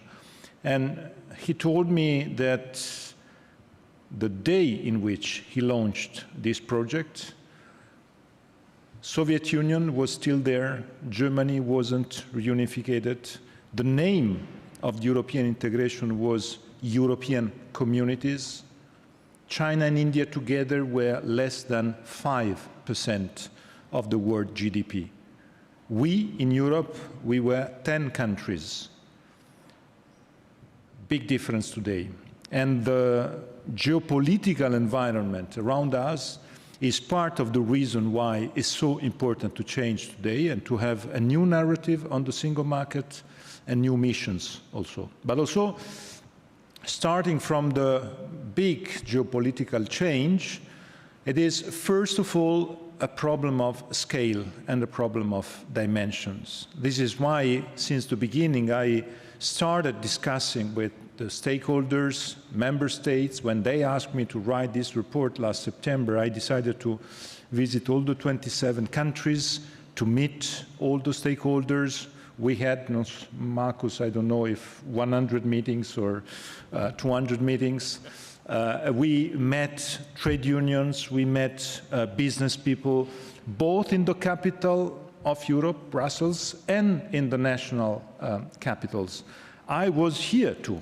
I spent some days in DC in January and in February to meet people from the administration and to have some ideas on how to deal with the future of the single market at global level. And I have to say that today, the main problem on scale has to be addressed in really in a very different way in relationship with the past. And when I say scale, I say, first of all, I started in my report underlining the centrality of the three main leftovers of the single market. The single market were at the very beginning was created with the idea to put together all the economic sectors, but in reality we had three sectors that weren't put at the center of this exercise. And the three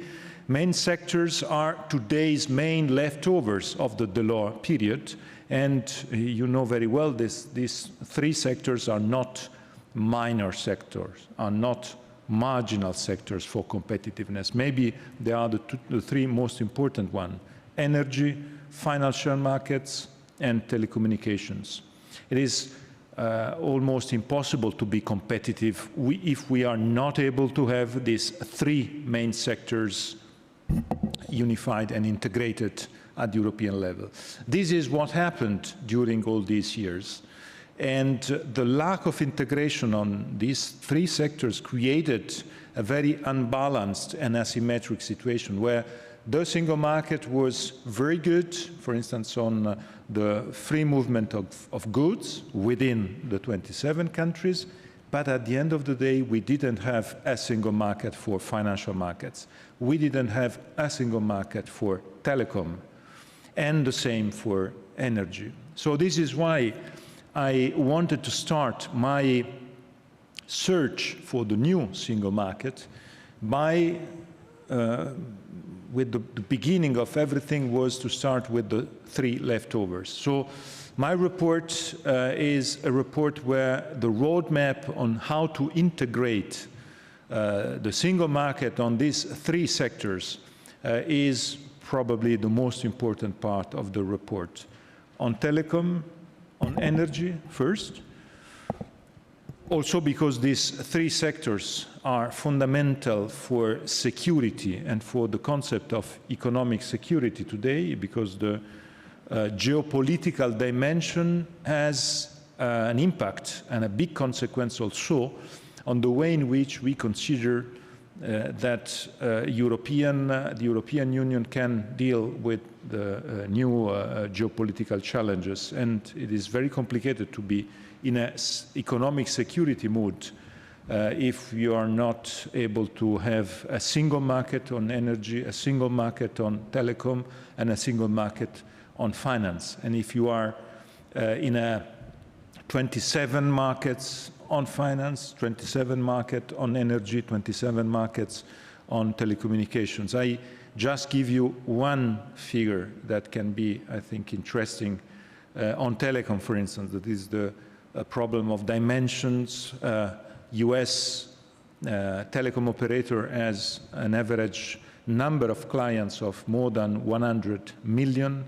The Chinese one has 467 million average clients, and the European operator, because of this fragmentation, has 5 million average clients. Because we have 27 markets, 3, 4, 5 operator because of competition rules for each market, and the outcome is more than 100 with this dimension. And this dimension is not the precondition to invest and to be on these investments as good as we need today.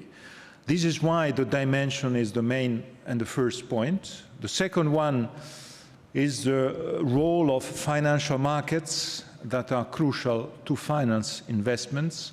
Until now, we had the Capital Markets Union, CMU, that was the big project that was launched by the European Union and the European Commission in 2014. And 10 years later, we know that this project wasn't a success. And it wasn't a success for many reasons. First one, in my view, was the fact that the mobilizer of political energy in favor of the Capital Markets Union, so the integration of capital markets within the European Union, was at the end of the day the first big mission was to keep the UK on board when we launched in 2014 this project. The idea was to give London the role of capital of Europe on the financial markets. But of course, Brexit happened, and then we didn't change the narrative and the mission of the integration of financial capitals after Brexit.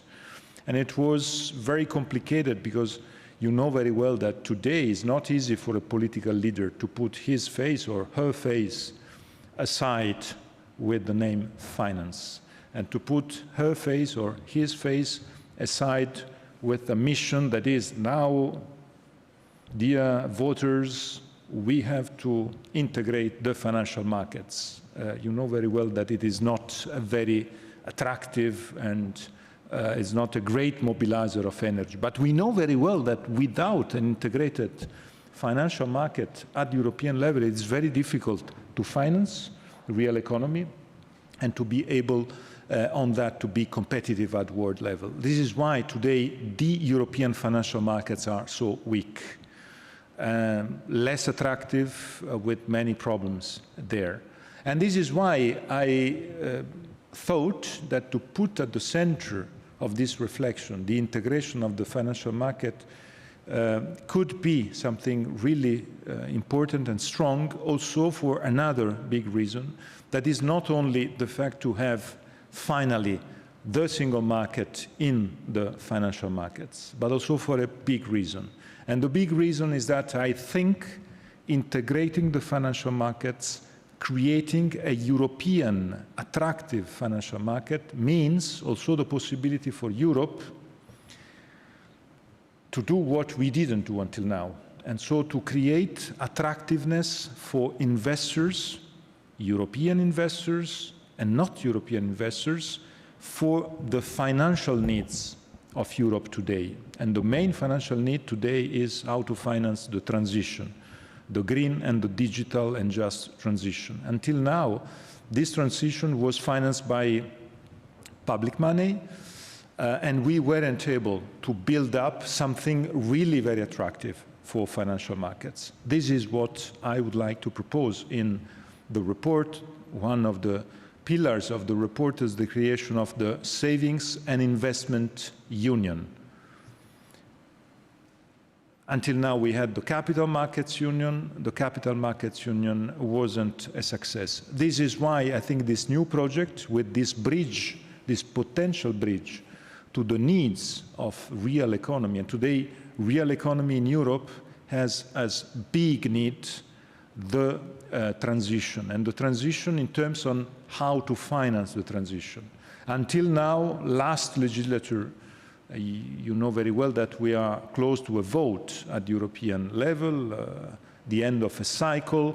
This cycle had a great success on the creation of the Green Deal and a big mission on that. It was also a success in terms of reacting to crisis, the crisis of the Russian aggression to Ukraine, the crisis of COVID, the creation of Next Generation EU, and so on. But the main problem today is how to be able to all these new regulations that we had, all these new needs that we had, how to make possible that they can land in the real economy. How can we be able to finance all these needs? There are many different figures on that. Someone is saying that we need 500 billion euros per year, 650 billion euros per year. It is clear that we need to have, I don't know if it is correct to say that, a sort of big IRA European, able to help the industrial side of our continent to be relaunched, with the idea that we want to have industry at the very core of the future of the European integration. We don't want to be marginalized as Europeans on the industrial mission. Industry was always the center of our competitiveness, and we want to relaunch it. But to relaunch it, we need to put competitiveness and these three subjects, energy, telecom, and financial markets, more integrated and more competitive, are the reason and the precondition why we can be, again, competitive on our industrial side. But of course, we need to scale on some big subjects. On other subjects, we need to be able to help our SMEs to be better, more in a friendly mood with the single market. That is not the case for some of them because of the different corporate laws, taxation systems that we have in the 27. That is the other big problem. The European Union is a single market, but the integration of the single market, it's not enough. There are so many differences. And this is why in the report I try to put on the table some tools, a toolbox with a set of tools to help working in the 27 and taking advantage of this large single market, which is the most important asset for Europe. And we have on that also some challenges for the future. I mentioned the challenge on how to finance the transition. That is maybe the most important one, and my report will try to give an answer. A second big challenge is the enlargement of the European Union. You know very well that this topic will be the center of the debate probably for the next decade. It is, first of all, because of the Western Balkans that will be part of this enlargement. But it is, first of all, because of Ukraine. And you know very well that Ukraine is a big country. It's not a small country. And for the first time, the European Union has to deal with the enlargement with a very big country. Ukraine would be the biggest European country once in. In geographical terms, Ukraine is almost 1/3 of the rest of the European Union.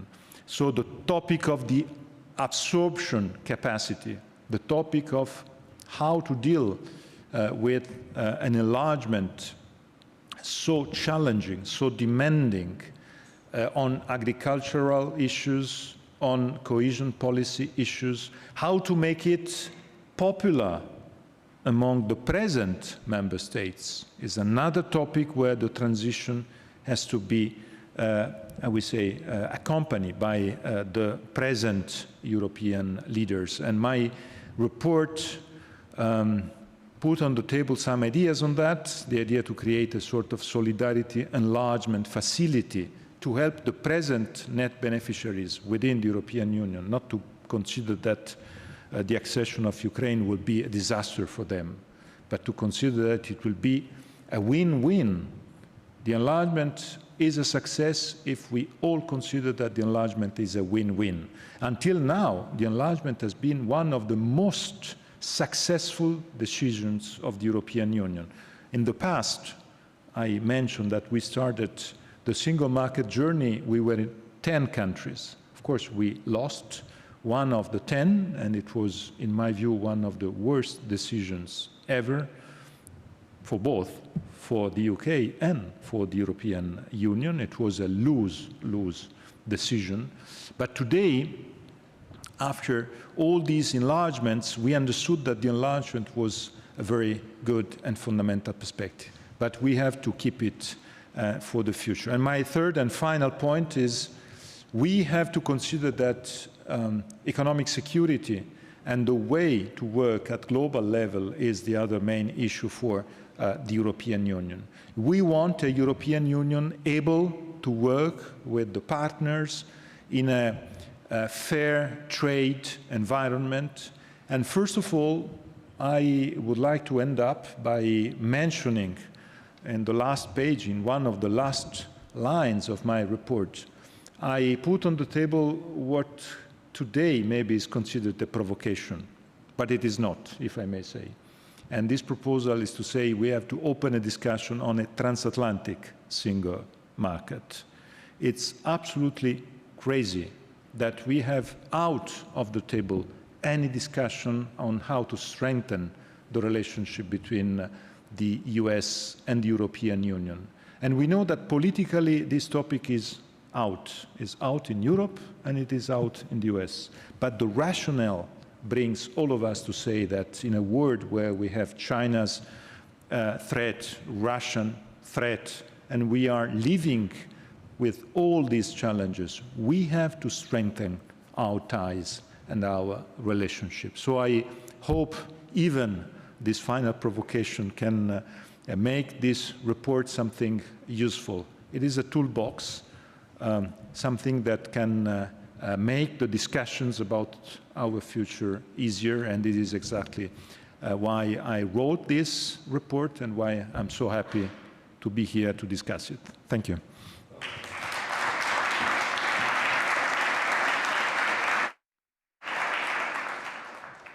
Well, thank you very much, Enrico. You know that the European business community strongly supports the ambitions of your report. We need to adapt the single market to a larger world. We need to scale it.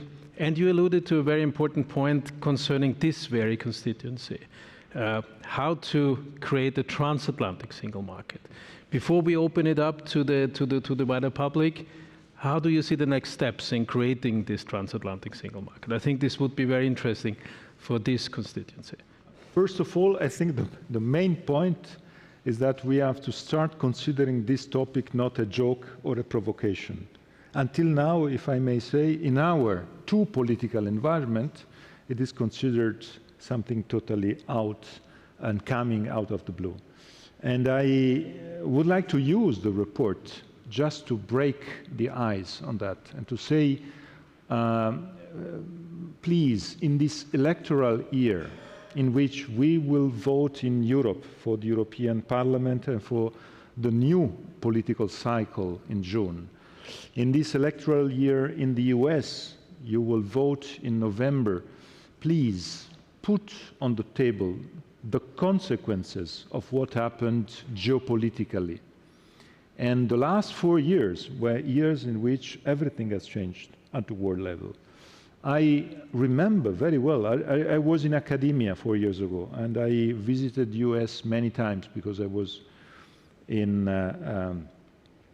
Sciences Po in Paris, and we had many relationships with big American universities. And I remember the discussions we had at that time. At that time, China wasn't the threat, the economic threat that is today.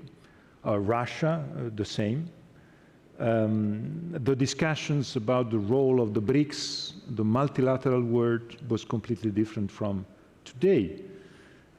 Today, we are in a completely different world in which Russian invasion to Ukraine and all the consequences in terms of new alliances were so huge and so important.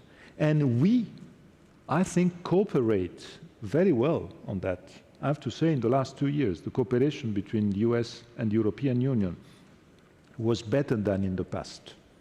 It was better on this topic, it was better on the Middle East crisis, it was better on many aspects. And this is why my point here is to say it is not just a problem on foreign policy. It's the problem of the fact that the world around us is working with a different approach to rule of law, challenging our democracies, challenging our idea of rule of law, saying that in autocracy we run better than in democracy. This is the main challenge we are having. And we have to react together on these challenges because we believe that we can be more competitive in democracy rather than in autocracy. The rule of law can be better for being competitive. And this is, I think, a big, big challenge and a big mission. This is why my first point is cultural, as to say we have to reopen this discussion this year, in this electoral year. And I hope this discussion can be part of the debate in our two countries or two continents during this electoral year. Thank you, Enrico. I think there's time for 1 or 2 questions from the floor. I don't see it because the light is up, but the excellent conference team will go around with the microphone. So please.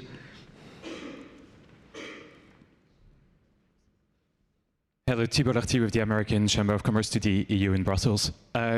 You've mentioned your tour around the 27 member states of the EU. I wonder if you could elaborate on what you heard there, because when we're talking about the fragmentation of the single market, I mean, this is where it starts in the member states. And maybe also, how much did you engage with people who disagree, people who maybe are not so convinced or skeptical about the importance of Europe integration? And what would be your takeaway from those conversations in terms of what we need to do to get that message across in terms of the importance of the single market and how actually people across our societies benefit from it? Thank you. Thank you for this question. I can tell you that in the report I put one entire chapter that is exactly the consequence of the fact that I didn't meet just people from the establishment or mainstream. I met really, I visited 65 cities in Europe, more than 400 meetings everywhere, from Tallinn to Malaga, from Dublin to Athens. It was fantastic, and I have to say that, for instance, I understood that the single market until now is perceived by a lot of people in Europe as an opportunity for the others, not for them. First of all, people thinking that the single market is for you, for the mobile people, the cosmopolitan people, people who want to work in another country, speaking in another language. And this is why I put this provocation of the single market not only as freedom to move, but also as freedom to stay. That is, in my view, crucial and very important, because we have today experiencing the dark side of the mobility. And the dark side of the mobility is the brain drain, for instance. And in Europe, brain drain means that mobility is, first of all, a one-way ticket scenario, where you have mobility from east to west and from south to north. And it is one direction. And if you have this kind of trend for 5 years, okay, you can manage it. But if you have this trend for 30 years, that means that you have countries that are losing 15% of their people. And if they lose 15% of their people, they are losing the youngest and brightest part of their people. And that is a problem for the weakening. And there's a problem also because all the intensity, the density will bring all the people at the center of Europe, in the golden banana, as we say, in Benelux, France, Germany, Milan, Barcelona. And at the end of the day, the strong Europe is a Europe where we can be able to work everywhere. So some ideas on this topic, but I would like to end up, Marcus, with the experience I did traveling around Europe, not by private plane, but with low-cost companies. And I immediately understood that one of the main problems of the single market is the fact that the single market, on some issues, works very well within member states, but not among member states. The main example I rose in my report is the fact that I was obliged to fly everywhere and not to travel by high-speed train between and among capitals. And I'm sure that you are familiar for business or for vacation on the way in which you travel in Europe when you come to Europe. And you travel in my country, Italy, by high-speed train from Naples to Venice in a perfect way. You travel from Aix-en-Provence to Paris by high-speed train, the same from Sevilla to Barcelona, and the same in Germany, in Austria. But you can't travel from one capital to another by train, by high-speed train. It's impossible, because the high-speed train has many other topics, as the financial services, the energy, telecom, is perfectly organized within countries, but not among countries. Borders are still there.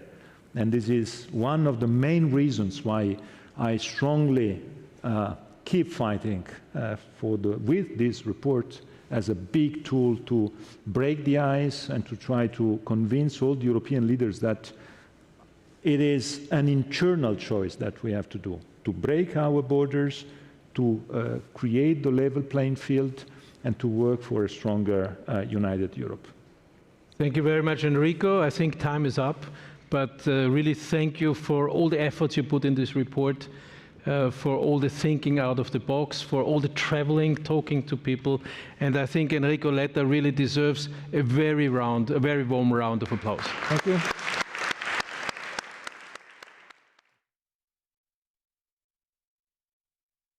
Guests, please enjoy a brief coffee break. The program will resume promptly at 10:55.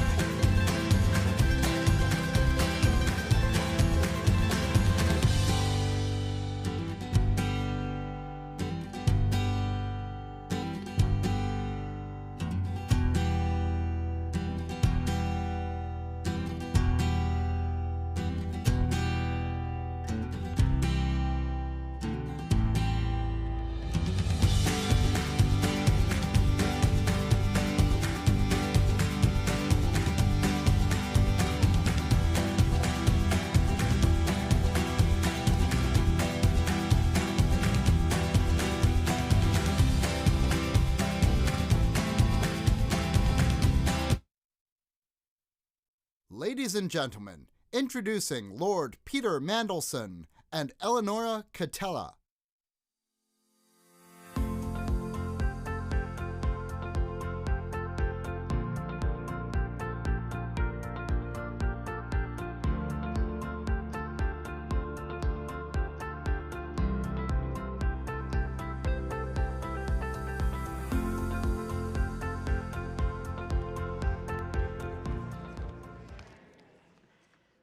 Welcome back. So we are ready to move on to our next session. My name is Eleonora Catella. I'm Deputy Director of International Relations at Business Europe. And here with me is Lord Peter Mandelson, who's chairman and founder of Global Council, the strategic advisory organization. He has also been Commissioner for Trade of the European Union between 2004 and 2008. And Lord Mandelson has also had a number of cabinet positions in the governments of Tony Blair and Gordon Brown in the UK. So a very warm welcome to you. Thanks for being with us for this fireside chat on the transatlantic relationship and China. So you kindly offered to kick us off with some opening remarks. So please, the floor is yours. Thank you. Well, thank you all very much indeed for inviting me this morning. It's a great pleasure to be with you. And can I say straight away that I think what Enrico Letta has done in his report is really very, very important indeed. For Europe, certainly, but for the transatlantic economy as well. You know, the key to our future prosperity in Europe is external trade and internal trade. And for the latter, the internal trade, this will not grow without a stronger, deeper single market in our union. A strong economic base is absolutely fundamental to everything else that Europe wants to achieve, both in respect of its prosperity and its security. So I hope member states, I hope the European Council, and I hope the European Commission and the Parliament take very close heed of what Enrico has said in his report. Now, let me address my own subject and start with a brief summary, if I may. The triangular American, European, Chinese relationship is literally at the heart of the global economy. It has powered the last 4 decades of global growth, but has now become overlain, as we know, with geopolitical and national security considerations. The triangle also does not have even sides. The United States and the countries of the European Union are united by their belief in liberal democracy, a shared history, and a great deal of shared culture. And as many people in this room can testify, also intense business and trade links. But that does not mean that the United States and the European Union have a common view or an identical view of the right approach to China. Yes, we have all of us woken up to the enormity of the challenge posed by China. As Janet Yellen has said, China is now simply too large for the rest of the world to absorb its huge capacity. We can all sign up to de-risking, a suitably flexible word. And yes, we can all agree that China is, depending on the policy area, varyingly a partner, a competitor, and a rival. But these points of agreement do hide a difference. And as a friend of mine put it to me recently, America has a problem with what China is, while Europe has a problem with what China does. Let me explain what I mean by that. America sees China as a rival to its global leadership. The European Union, which is not a global superpower in the same way, does not see China in that way. It is not uncomfortable with Chinese power of and in itself. It does have a problem, however, with what China uses its power for. And I would say that problem falls into three parts. First, the economic. EU countries generally believe that Chinese state capitalism and its lavish subsidies create unfair competition and an uneven playing field in trade. It is using that unfair competition to dominate certain industries, particularly in green tech, and to create unhealthy dependencies. Second, security. Europe does not see China as a physical security threat as it does Russia, but it is concerned about its undermining democracy in Europe, its support for Russia, and the risk of war in East Asia. We see China using heavily financed instruments of economic diplomacy to extend its international and its military network in every continent. And third, there are values. Europeans object in particular to what is happening to the Uyghurs and in Hong Kong. So in practice, there is a considerable overlap as things stand. And we can go on to explore the common ground and the differences between us, but I want to leave you with three further points, if I may.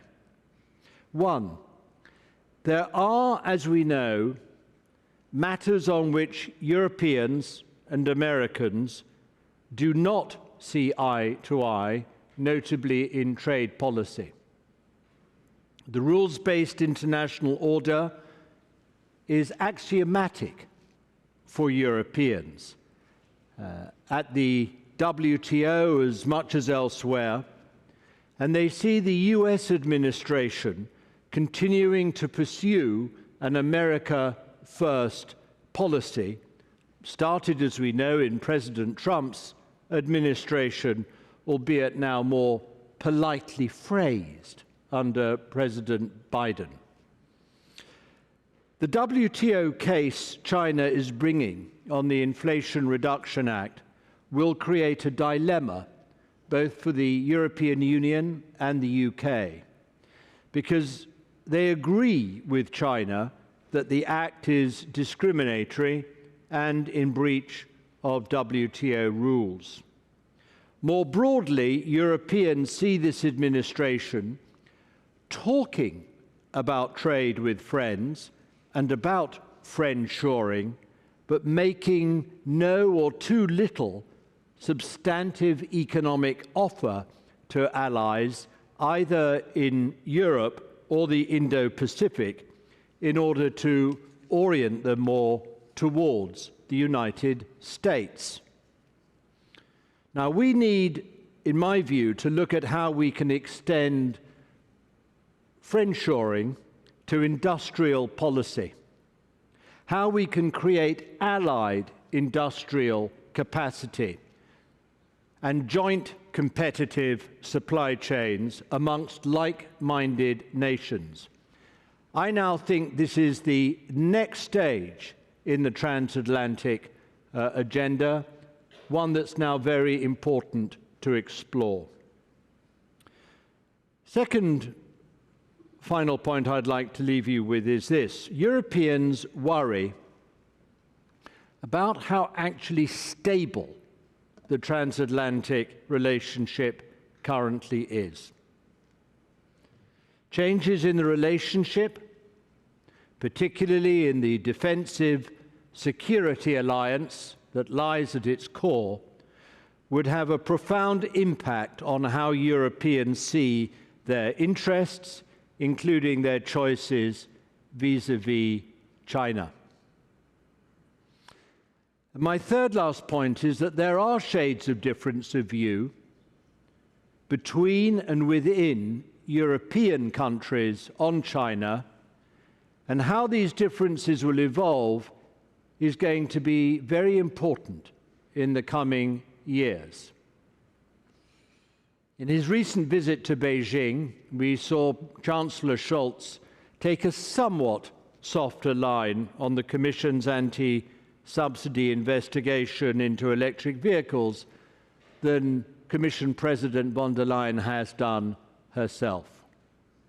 France and Germany are also not precisely in the same place, and Germany is itself divided between China hawks and pragmatists. Now, how the European Union will approach China over the next EU political cycle, in trade defense and in its outbound and inbound investment regime, is yet to be determined, and will be an important subject in the policy and the top job bazaar that is the appointment of the new Commission coming shortly. So let me just say this in conclusion. The EU generally does want to be on the same page as the US geopolitically, and we are in earnest in seeking that, as is the United Kingdom as well. But we in Europe do not want to see our economic relations with China simply framed by the US-China face-off. And we felt that the US, quite honestly, has been a tad too unilateral in its approach to date. So let's debate, let's discuss, and let's see more consultation between us, which should lead to a more unified outcome in policy. Thank you very much indeed.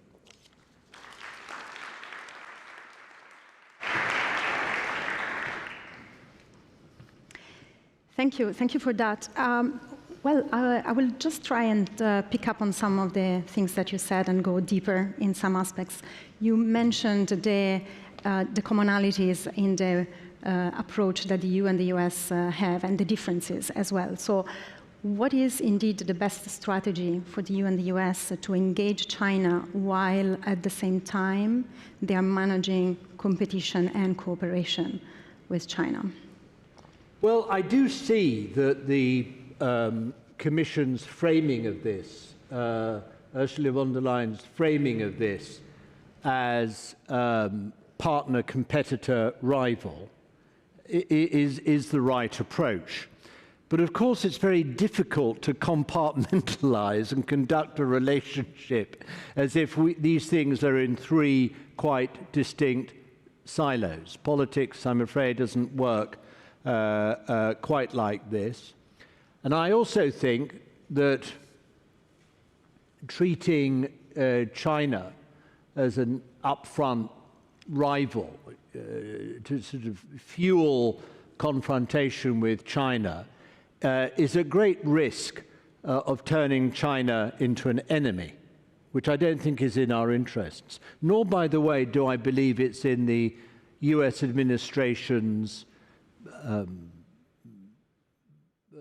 objectives to turn China into an enemy. And that's why I think the administration has been right to talk of a floor below which the relationship should not fall. I think it was significant that when then Speaker Pelosi went to Taiwan and triggered the sort of fracas that she did unwisely in my view, that the administration moved very quickly, to douse down that fracas and to make sure that lines of communication were open and that the two countries were able to sustain their dialogue and their communication effectively. And I think there's another reason why this is important, not just to avoid missteps in the relationship, but also because in Beijing, there will be amongst some a degree of pragmatism, there will be a degree of choice in and between options in how China develops its relationship with the United States and the West. And what we need to do in the United States and Europe, through our alliance, is to create as much space, opportunity for that pragmatism in Beijing to breathe as much as possible. I'm not overstating this, but politics is politics. You don't have democratic politics in China, just in case anyone had noticed. But you do have some degrees of, difference is too strong a word, discussion, debate. Nonsense. Yeah, and I think we need to recognize that. I do think that we have been a tad naive about China in the past. I readily acknowledge that. I think the Trade and Technology Council has been a very important and useful institutional development in our relationship.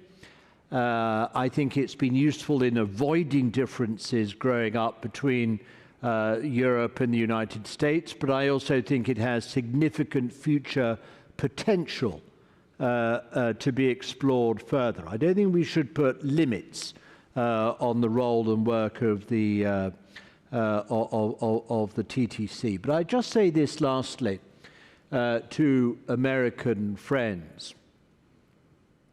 There is a widespread belief now in the US on both sides of the aisle that trade policy is quite simply an election loser. Don't go near trade policy. There are no votes in it. And I think that if the US continues always to prioritize domestic political interests as it sees them and defines them over its foreign policy goals and the conduct of its relationship with the Europeans, then I think there will be a policy cost in that for the US, indeed for the relationship and for all of us. So I would prefer, if it were possible, for policymakers in the US to look at the potential policy gains, the potential policy wins from working together in trade policy. And as I've said in my remarks, I'd like to see the potential for that also explored in industrial policy. I think there are more and better ways for us to work together on supply chains, as we need to do, beyond what has been started in the US in respect of the Inflation Reduction Act. Let me just say, I don't think that's the only model. I don't think it's the only template. And we should look at alternative ways of conducting our industrial policies in both Europe and the United States that don't put dividers in and wedges in between us, which affect our relationship, potentially quite seriously and negatively. Picking up on this and looking at competitiveness, which has been a strong focus of our event today, we have heard indeed Enrico Letta present his report on how to strengthen competitiveness in the EU by strengthening the EU single market. Inflation Reduction Act, you have mentioned it, it's a way, it's an instrument of the United States to increase competitiveness in those key areas where Chinese companies are on the rise. So in what ways is China a threat to competitiveness on both sides of the Atlantic? And in what ways, if any, is China an asset to strengthen competitiveness on both sides? Well, I happen to think that competition stimulates competitiveness. I don't believe in protectionism. You know, I don't believe that we will increase our productivity in Europe and increase our potential economic growth by putting in a wall around our economies, either as nations in respect of our internal market or externally in relation to the EU as a whole. So I believe in competition. I think it's healthy. I think it stimulates innovation. I think it brings dynamism. I think it brings new businesses, new products to the market, and new jobs and potential profitability for companies and prosperity for people. So I'm not saying that we should seek to cut off competition with anyone, but we have also to be realistic and recognize that a lot of the competition from China is not fair, and much of the trade between us is not conducted on an even playing field, and therefore there is need for trade defense measures and instruments to be used in Europe.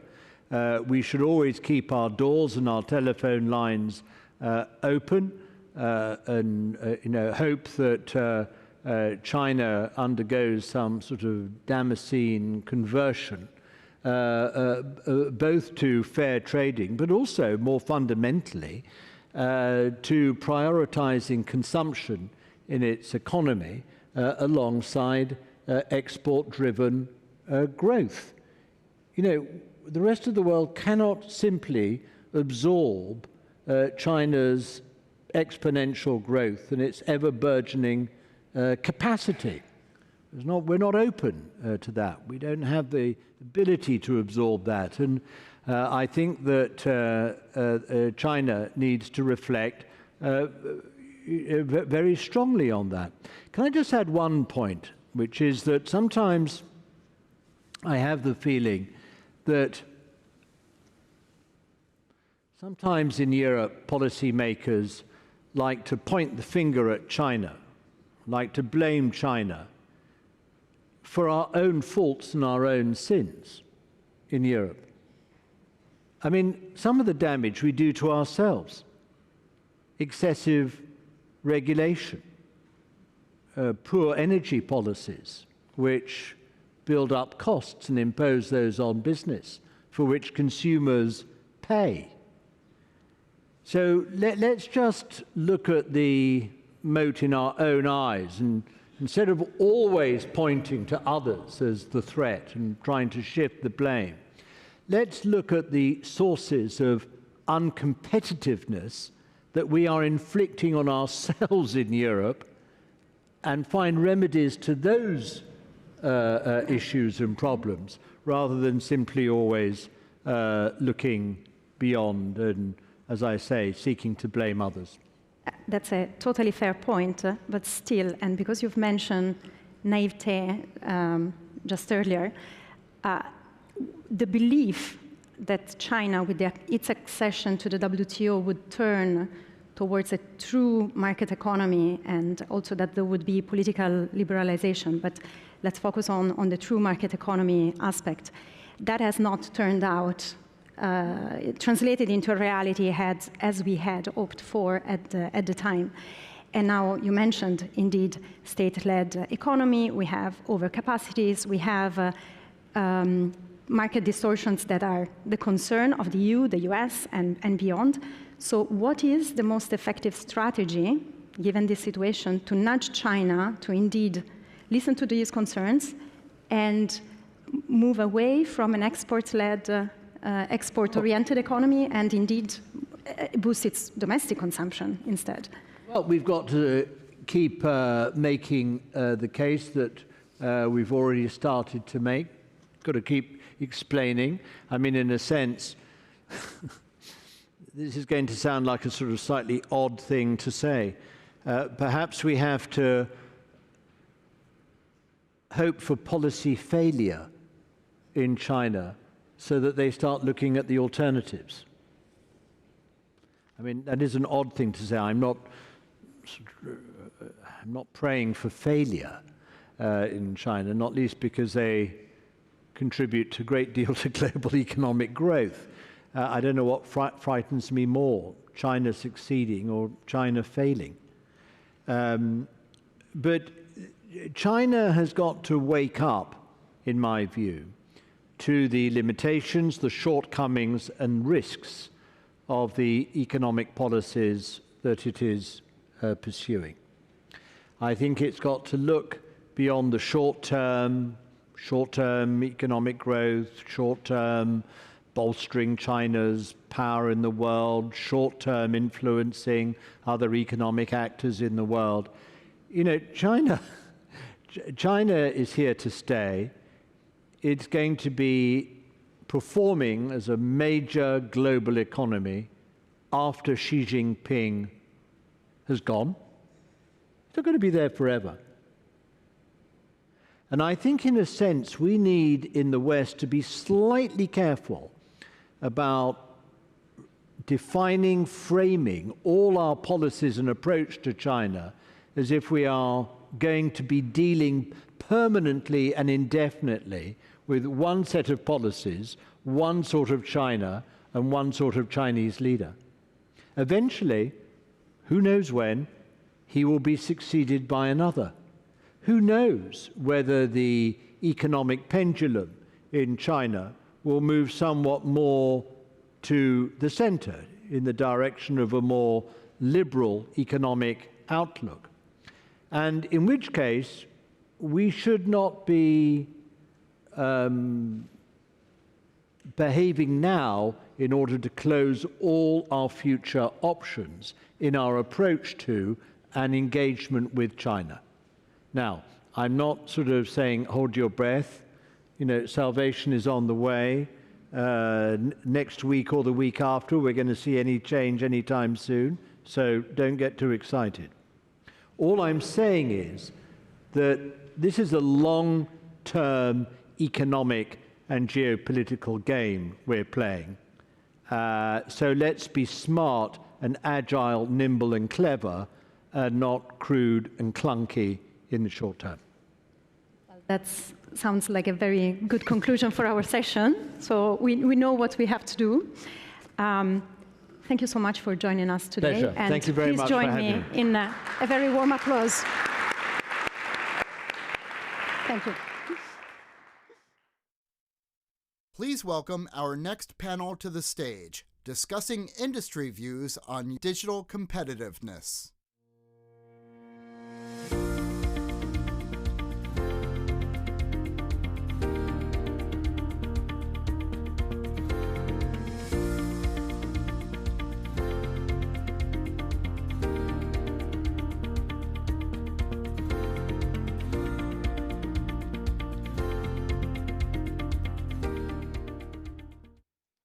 Well, good morning. I am Sean Heather, Senior Vice President for International Regulatory Affairs here at the U.S. Chamber, and we're here on this session to continue the conversation that has been on previous topics about competitiveness, but in this context, what it means in a digital world. I'm pleased to have with us three people this morning who spent a lot of time thinking and talking about these issues within their companies. To my right, we have David Weller, who's Senior Director for Emerging Technology, Competitiveness and Sustainability at Google. Competitiveness is in his title. We have next to him from Siemens, Drew Wayne. He is the Senior Director for Government Affairs and heads Tax, Trade, and Foreign Policy. And when talking backstage, leads their newly formed digital policy group at the company here in Washington, D.C. And then finally, we're very pleased to have with us Bjorn Block, who is the Chief Digital Officer at IKEA Group. He is also the company's first digital officer, having been with the company now just over a decade. David, let's kick things off with you. You cannot have a conversation about competitiveness in a digital world here in Washington, Brussels, or for that matter, probably any other capital city without talking about AI. Obviously, Google has been at the forefront of AI policy as well as innovation.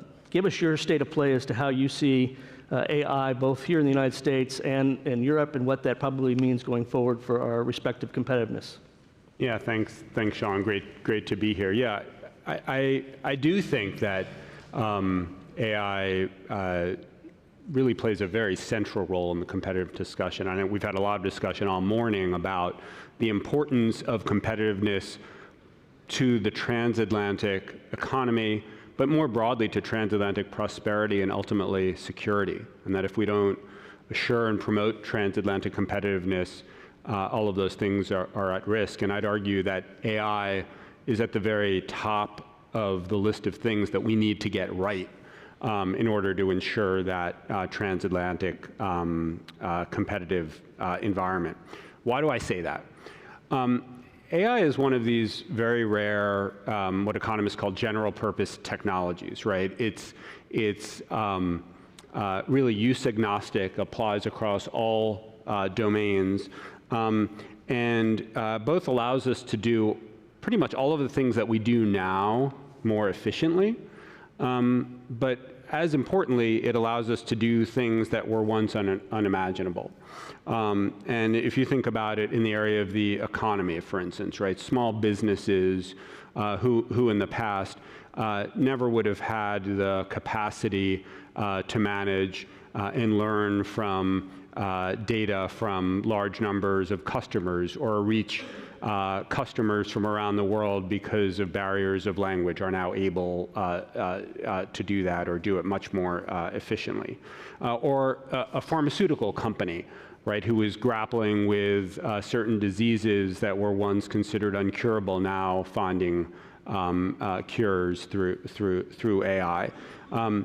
So it's really this general nature that this isn't sort of for one sector or one use, and that there's follow-on innovation that makes AI so powerful. And I think that part of what underlies sort of the very centrality of AI to all of the conversations over the past year.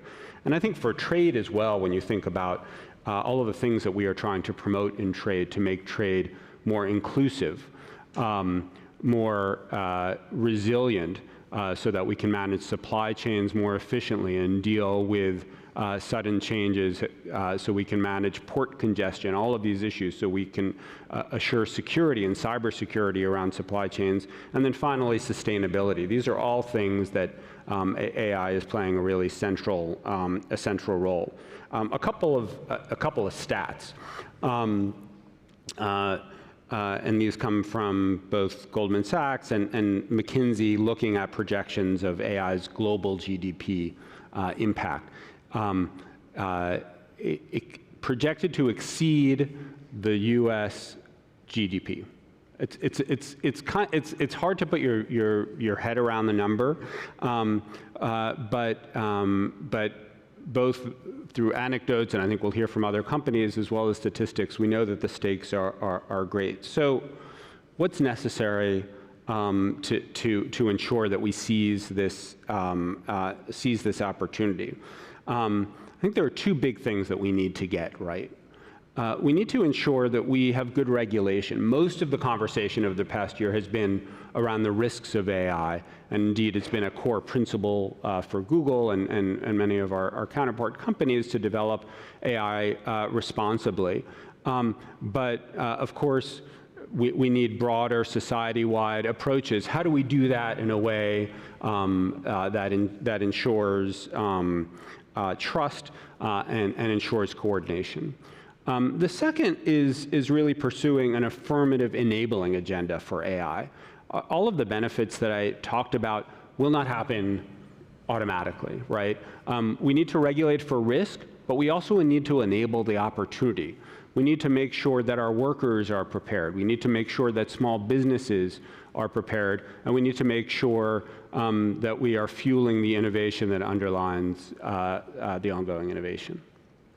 Jorn, let me ask you, as I said, you are the first ever Chief Digital Officer. Tell us a little bit about what digital transformation looks like in IKEA, obviously a multinational retailer. When I think of retailers, I think of having consumer data, but oftentimes people don't think about the supply chain nature of where you source goods. Talk about, again, how you all are thinking about data, how digital transformation is happening inside IKEA, and what that means across the many, multiple markets you are operating in and the policy environment that you face. Well, thank you. Thank you, Sean, for having us today. And yeah, obviously, I mean, the digital revolution that we are seeing and the digital regulatory environment that is happening is something that we embrace at IKEA. And we come from a very physical world, but we have always been curious about becoming better, renewing and improving and innovating. So the curiosity and the drive to always become better, where we're now seeing the digital aspects and the opportunities with that. And we see that we have a fantastic opportunity in IKEA because we have a fully integrated end-to-end value chain. That also means that from the value chain, with the scale that we have, that we get quite a bit of data that we get access to. So we very much support the work that is happening right now with the legislations and the work that EU is doing. We think that, for example, putting the first AI Act out is something that we truly support. We're also seeing that the regulations and the standardization is leveling the playing field. We think that it becomes a competitive advantage for companies that want to embrace this in a serious and in a professional manner. So that's something we think is very positive. Also seeing that the twin transition that we're seeing with digital and sustainability goes very much hand in hand, something that is close to our hearts in IKEA. We're seeing that, for example, through our supply chain, that we can utilize digital aspects to also take the sustainability aspects. The Digital Product Passport is one of those good examples that is really taking transparency and traceability to a new level, something we are embracing at IKEA. And we also think that the Digital Product Passport could also tell a fantastic story about the products. I mean, who designed them and what benefits they have, etc. So it's really taking that digital transformation in a very positive spin. Comes with some challenges, of course. I mean, the cumulative effects, a lot of digital acts coming our way at this point in time. We appreciate the ambitious agenda by EU in this sense. But at the same time, I mean, it's very much coming at the same time. And that takes me to the last point in terms of the timing of it. The more clarity we can get of the timing of implementation, the easier it will become from IKEA perspective in order to implement and deploy this as we fully stand behind it. So if you take, for example, the Data Act, if we can get all the clarities there, that will really help us tremendously. Obviously, Siemens is a flagship and well-known German industrial company, a conglomerate. You guys provide a range of products and services across a number of industries. Also, talking backstage, you mentioned how at the heart you are an engineering company, but increasingly software-driven in terms of how you provide things to the market. How do you see this conversation with regard to the various ways in which Siemens engages in many industries? Great, thank you for having me here, Sean. This has been a fantastic conversation thus far, and the opportunity to engage with peers in industry and with representatives of government as well really helps drive this dialogue along. To pick up on Bjorn's point on digitalization, this has been a foundational trend that Siemens has been following for several years, and using our long-standing domain know-how in energy, in infrastructure, and in transportation, and increasingly building out a software portfolio to help enhance our offerings that we can provide customers, really brings the real and the digital worlds together. Our customers want to be more efficient, and they want to compete in their market sectors, and competition in a digital environment is more than just competing on a platform. For many of them, it's using the digital tools within their own operations to improve the fidelity of their product, to design and test in a digital space where you can root out all of the oops moments before you're putting a single piece of steel in the ground or a single screw on the product itself. And you can really manipulate this product in this environment any way you choose. For example, we worked with NASA on the Mars rover. You cannot create a physical environment of Mars here on Earth, but you can with all of the data in this digital ecosystem. So that's just one example. Globalization is a trend that we are also following. Kind of an odd word, globalization. I'm not sure if you've heard it before, but it's starting to come about a lot more, and it follows the hyper-globalization of the 90s through the early 2000s, and some call the slowbalization of the 2010s. But what we're seeing now is increasingly using a global resource like engineering know-how and leaning on that ability to innovate in a global environment, oftentimes in the digital space, to be able to answer questions and help local actors meet their goals. We're hearing governments call for it when they think about supply chain resiliency, but we're hearing industry call for it as well, as their own supply chains are moving from kind of cost cutters to value creators. So we're bringing our global engineering expertise and helping answer questions for, in this instance, US policymakers, and as they're asking questions of how do we invest in a new semiconductor ecosystem or in a new battery manufacturing ecosystem. These digital tools are helping them answer that question. And increasingly our customers, large and small, want more customization. They want more flexibility in the products that they're able to use and the tools that they're able to use for their products. Not every company needs 100 seat licenses to operate our PLM. Now, if we can start to democratize that and place it in the cloud and an as-a-service model, we can more uniquely customize those product offerings to our customers, bringing more of the small and medium-sized businesses into this digitalization journey, and that's something that we're really excited about.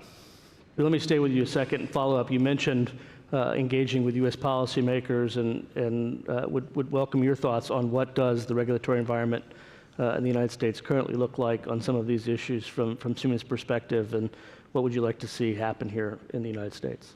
Well, I think we all know it's a challenge, but with technology and this digitalization trend, things are moving so quickly. How are governments going to keep up unless they really increase their clock speed?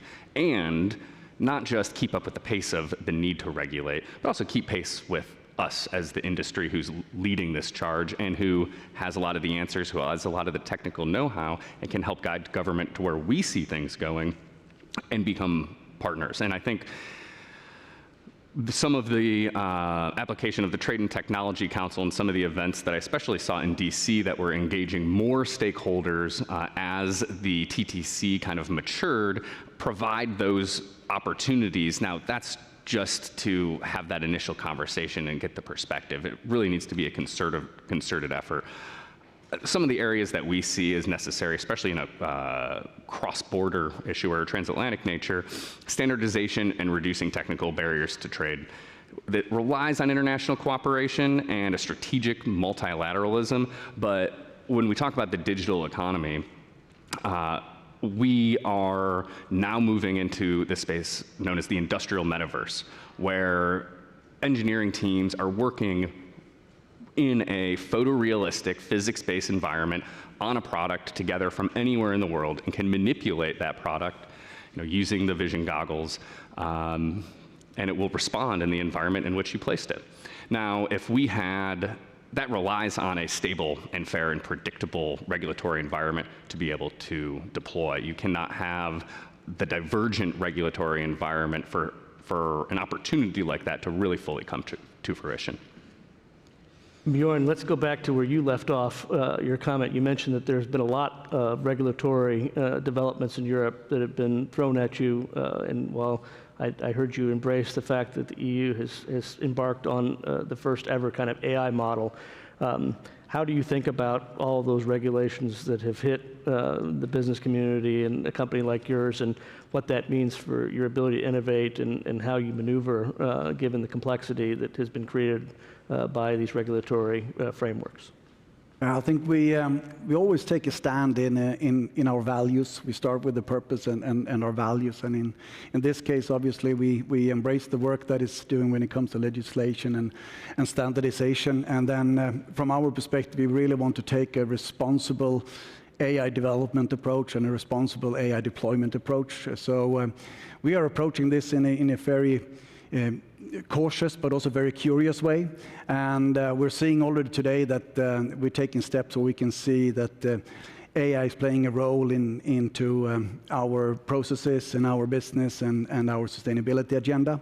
So just to give some examples, I mean, just in terms of automation, for example, in our supply chain and finding anomalies, also using for quality control, for example, together with cameras, whether that's being in a warehouse or in a production site or in a store for that sake.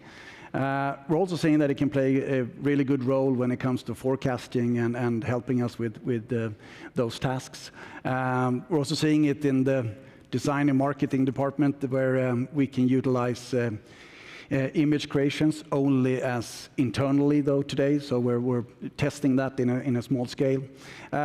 Also saying that it can be helping our procurement work, taking aspects of tourism, looking into the documentation, etc. So we see that this way the digital revolution we're seeing and the AI implementation, etc., can really play a difference for both customers, for co-workers, and for consumers. So we really think that that can play a really vital role in that.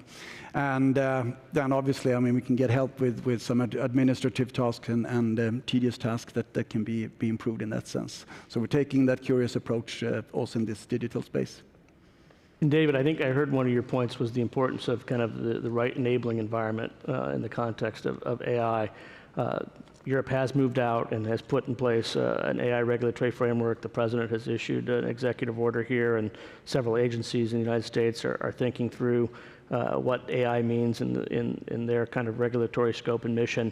But thinking about this in a transatlantic context, how do we make sure that the U.S. and the EU are working together in partnership to kind of manage all the great opportunities you mentioned, but also addressing the risks that I think everybody recognizes is real with AI in certain applications?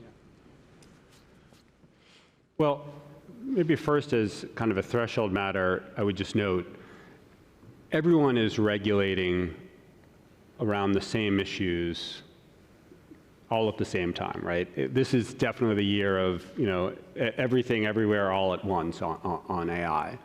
And what's interesting is you look certainly across US and Europe, but other parts of the world too, and the issues that are on top of mind for policymakers are actually pretty similar. How do we ensure that our AI systems are safe and secure and trustworthy? The ways they are going about defining that can vary greatly, and that's often not because of different normative choices, but simply because of happenstance. And so if we don't have deeper coordination around, what are the appropriate or sort of best practice government approaches to regulating around risk and some alignment around it, and B, how do firms show that they are actually deploying trustworthy, safe, and secure AI systems? If you don't have alignment around that, you quickly end up in cacophony, and that undermines and threatens, I think, a lot of the opportunities that we're all talking about. There's actually been good progress on both of those areas, but we need to do more. The first, in terms of aligning on governmental approaches. The G7 did really important work last year under the so-called Hiroshima process and developed an AI code of conduct and principles, which the OECD is now working on as well. And between the G7 and the OECD, we see a lot of work to develop around common standards around how governments should approach AI regulation. There's more to do, and we need transparency about what governments are doing and dialogue. And I know the TTC was mentioned before. I think, you know, there's possibility to use that forum more effectively for those kinds of dialogues in addition to the G7. Secondly, with respect to firms showing that their systems are safe and secure, it goes to what has been discussed already by Drew and Bjorn of standardization, right? And this is such a critical area, and there's a lot of good work that's happened at ISO, at other standards bodies, and those those of us who have been in the trade space for a long time know that there's also a lot of areas of mischief here, where governments can develop their own bespoke standards or in regulation require compliance with some particular national standard where there is already a global standard that governments should be referring to. So I'd highlight both of those as really critical areas for enablement. And then the final thing I would note is ensuring that AI is actually approached in a true risk-based manner. I think you've heard from a lot of the examples that we've given up here. AI isn't one thing. AI is an underlying field of science and mathematics, which is being applied across many different areas. And AI being used by IKEA to communicate with a customer is very different, and it poses a very kind of risk profile than, you know, a pharmaceutical company using AI as a diagnostic tool. And the regulatory expectations should be different. And so if we treat AI in sort of a one-size-fits-all category and don't focus on the particular applications and uses and regulate at that level based on the risk profile, again, we have a real challenge. So I think that's critical to enablement as well. Well, being mindful of time and that we are standing in front of lunch, let's take our last round here, kind of rapid fire. Drew, I know you mentioned data flows. You two talked about standards and TBT type issues as being digital in nature. And you heard David talk a little bit about what he would like to see transatlantically. Any thoughts about how you would like to see cooperation, not just in the US-EU context, but with other like-minded partners? Yeah, and Sean, let me give you a quick example of what happens with regulatory divergence even within one country. You know, we still make hardware. We make programmable logic controllers. It's one of the centerpieces of our business. We could be selling that same device to the US Navy, to a wastewater treatment plant, and to a solar array, and they all have to meet different domestic content requirements. And that is just within the United States. So that's what we're trying to avoid when we think about how we approach conversations either transatlantically or globally on some of these standards issues. We can't realize the full value and benefits of something like the industrial metaverse if cybersecurity or data storage policies start to diverge. Then you're shutting off entire engineering support and ecosystems from that truly collective nature, and that's what's going to really drive innovation. And Bjorn, you mentioned how with everything at IKEA, it starts with your values. Thoughts on, given that kind of core principle in this conversation today, where do you think these conversations head next? Well, I think when it comes to data ethics, for example, it's very close to our hearts. It's something that when we always take a human-centric approach at IKEA, and we believe that a lot of the movements where we do can serve the good for both people and planet. And that's something we've also stipulated in our sustainability strategy. We've stated about the data ethics, for example, into that. So we really think that the sustainability, the digital and ethics go really hand in hand. And just to give you some examples, I mean, we're testing, as I said, in a cautious way today. But we're also believe in things that, for example, when collecting data and then accessing data, there's a purpose for it. And if that purpose is changing or you're adding to that one, well, you should do a reassessment of that. So there are some principles that are important. And we also take help when it comes to these areas. We, at Inter-IKEA Group, for example, we joined forces last year with UNICEF, and where we are looking into 3 areas, family-friendly policies, inclusiveness and diversity, but also when we're looking into children's rights in the digital world. So it's a collaboration we're really looking into and in embracing and taking forward. David, we'll give you the final word here. We've talked a lot about European regulation in this space, everything from kind of GDPR as the first kind of landmark issue on digital regulation to most recently the AI Act. But there is going to be a new commission. There'll be an election this year, a new commission installed next year. Thoughts on what advice you would give the new commission around this conversation about digital competitiveness? Yeah. Well, not for me to give the new commission advice, but I guess I'd highlight two broad areas, right? One is finishing the work of the AI Act. A lot of the AI Act will be iterated and specified through a code of practice, which will be an opportunity to align requirements with international standards, and I think that will be extremely important and detailed work to get right. But the second is really making the competitiveness agenda that is a focus for the next commission, putting AI front and center as part of that, thinking about skilling. Which both means skilling programs, but doing some rethinking. What does skilling mean in an AI first age? At Google, we've trained something like 15 million Europeans since 2015 on digital skills, but we recognize digital skill training in an AI world is going to be different. Coding might be less important. We need to adjust our programs.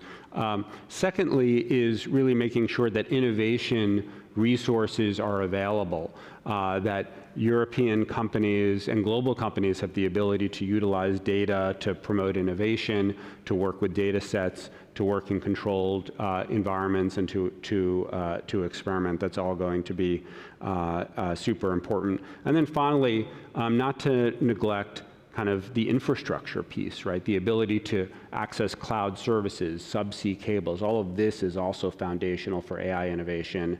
And now that we've spent a lot of time over the past few years in Europe focused on AI risk regulation, let's make sure we're focused on the enablement piece as well. Well, David, Drew, and Bjorn, thank you all three for joining us today and for today's discussion.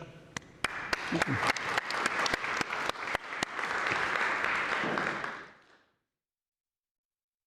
Welcome our next panel, discussing industry views on EU leadership in the green transition.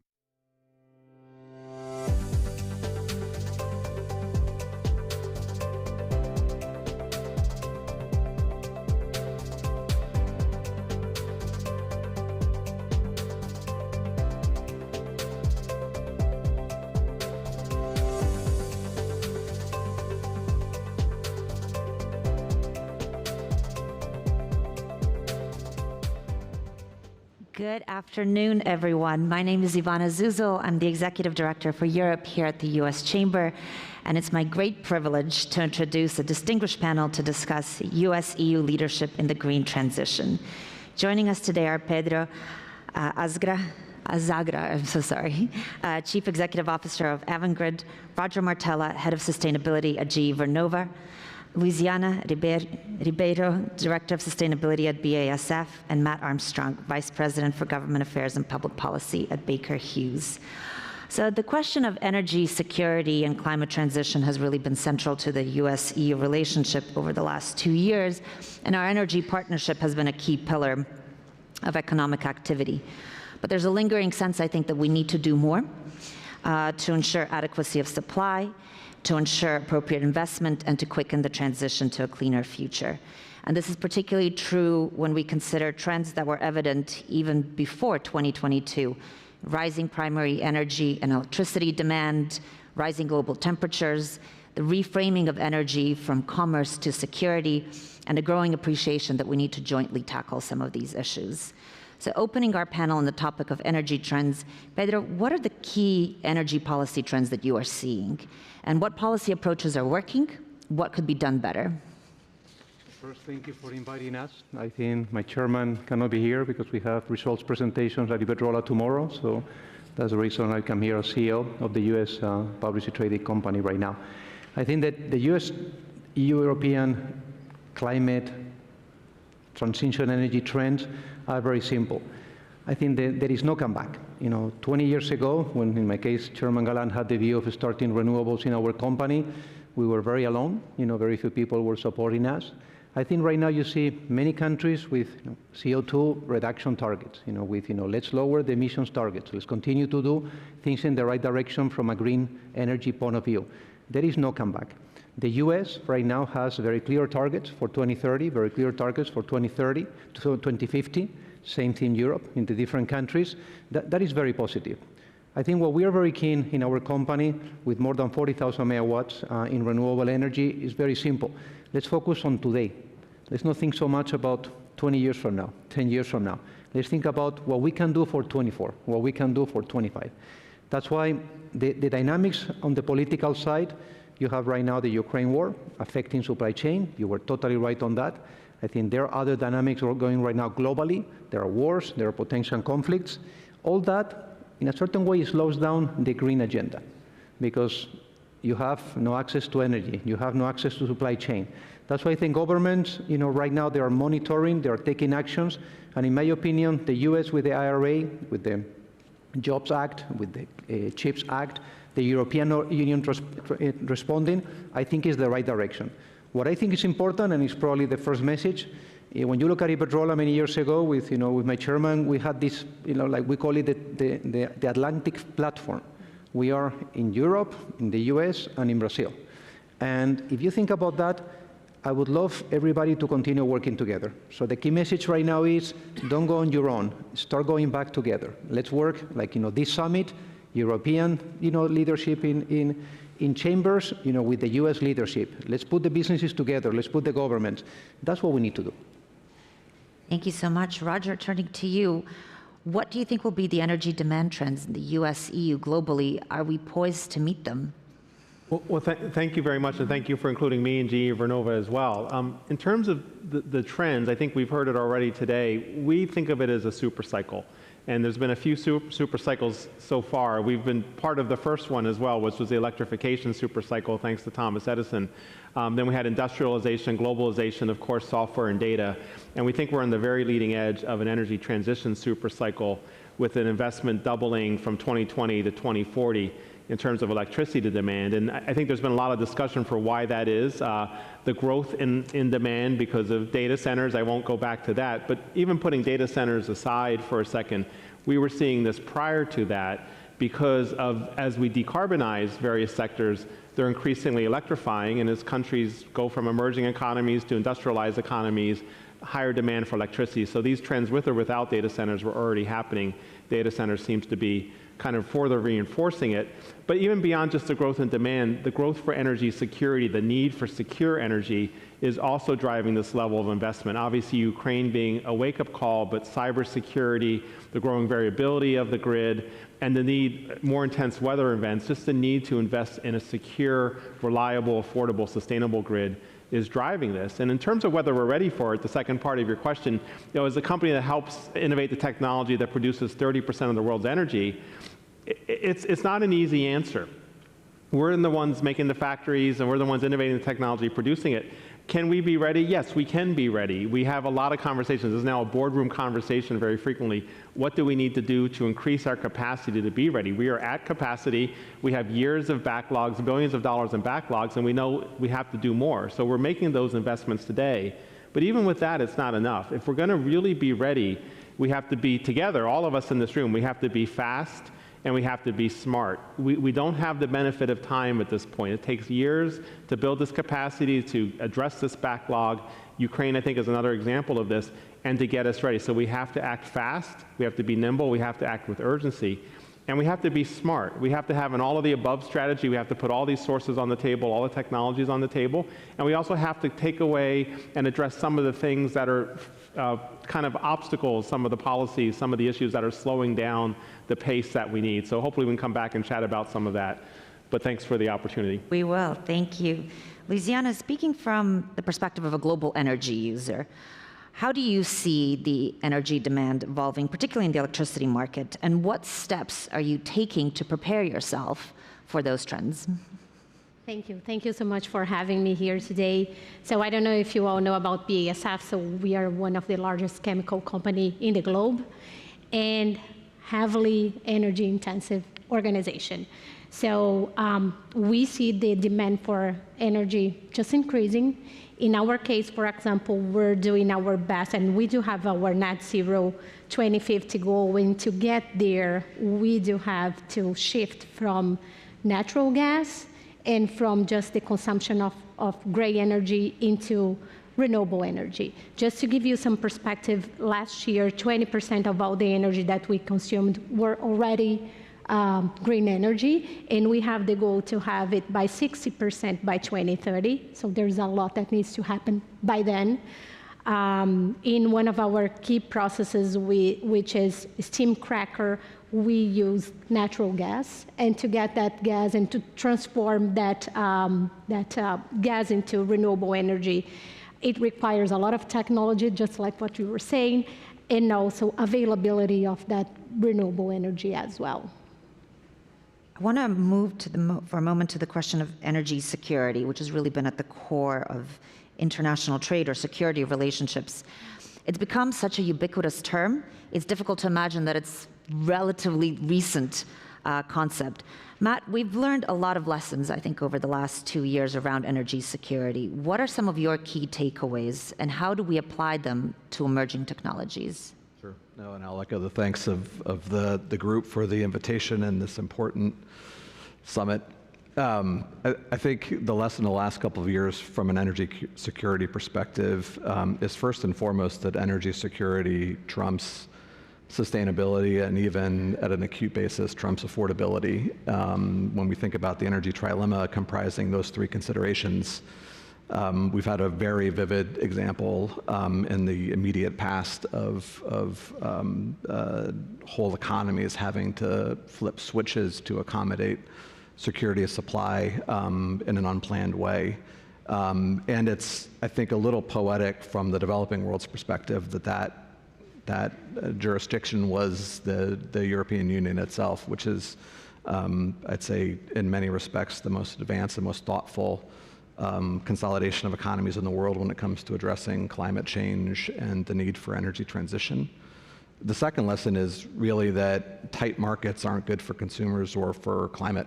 At the end of the day, we've heard from three, I think, extremely knowledgeable experts around the expectations for continued overall, I think in many respects, potentially historic increase in overall demand for energy over time, and industrial policies that plan to get it just right in just such a way really risk dislocations in that market over time that are really significant. So at the end of the day, the lesson applying both of those in sequence is that you need to have a diverse and abundant supply. As Roger said, arguably diverse supply of fuels as well to mitigate risk.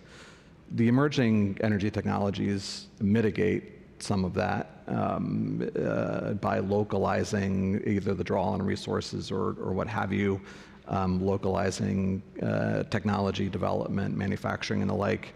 But you still have resource concentration when it comes to raw materials, and you still have the opportunity for dislocation in your markets.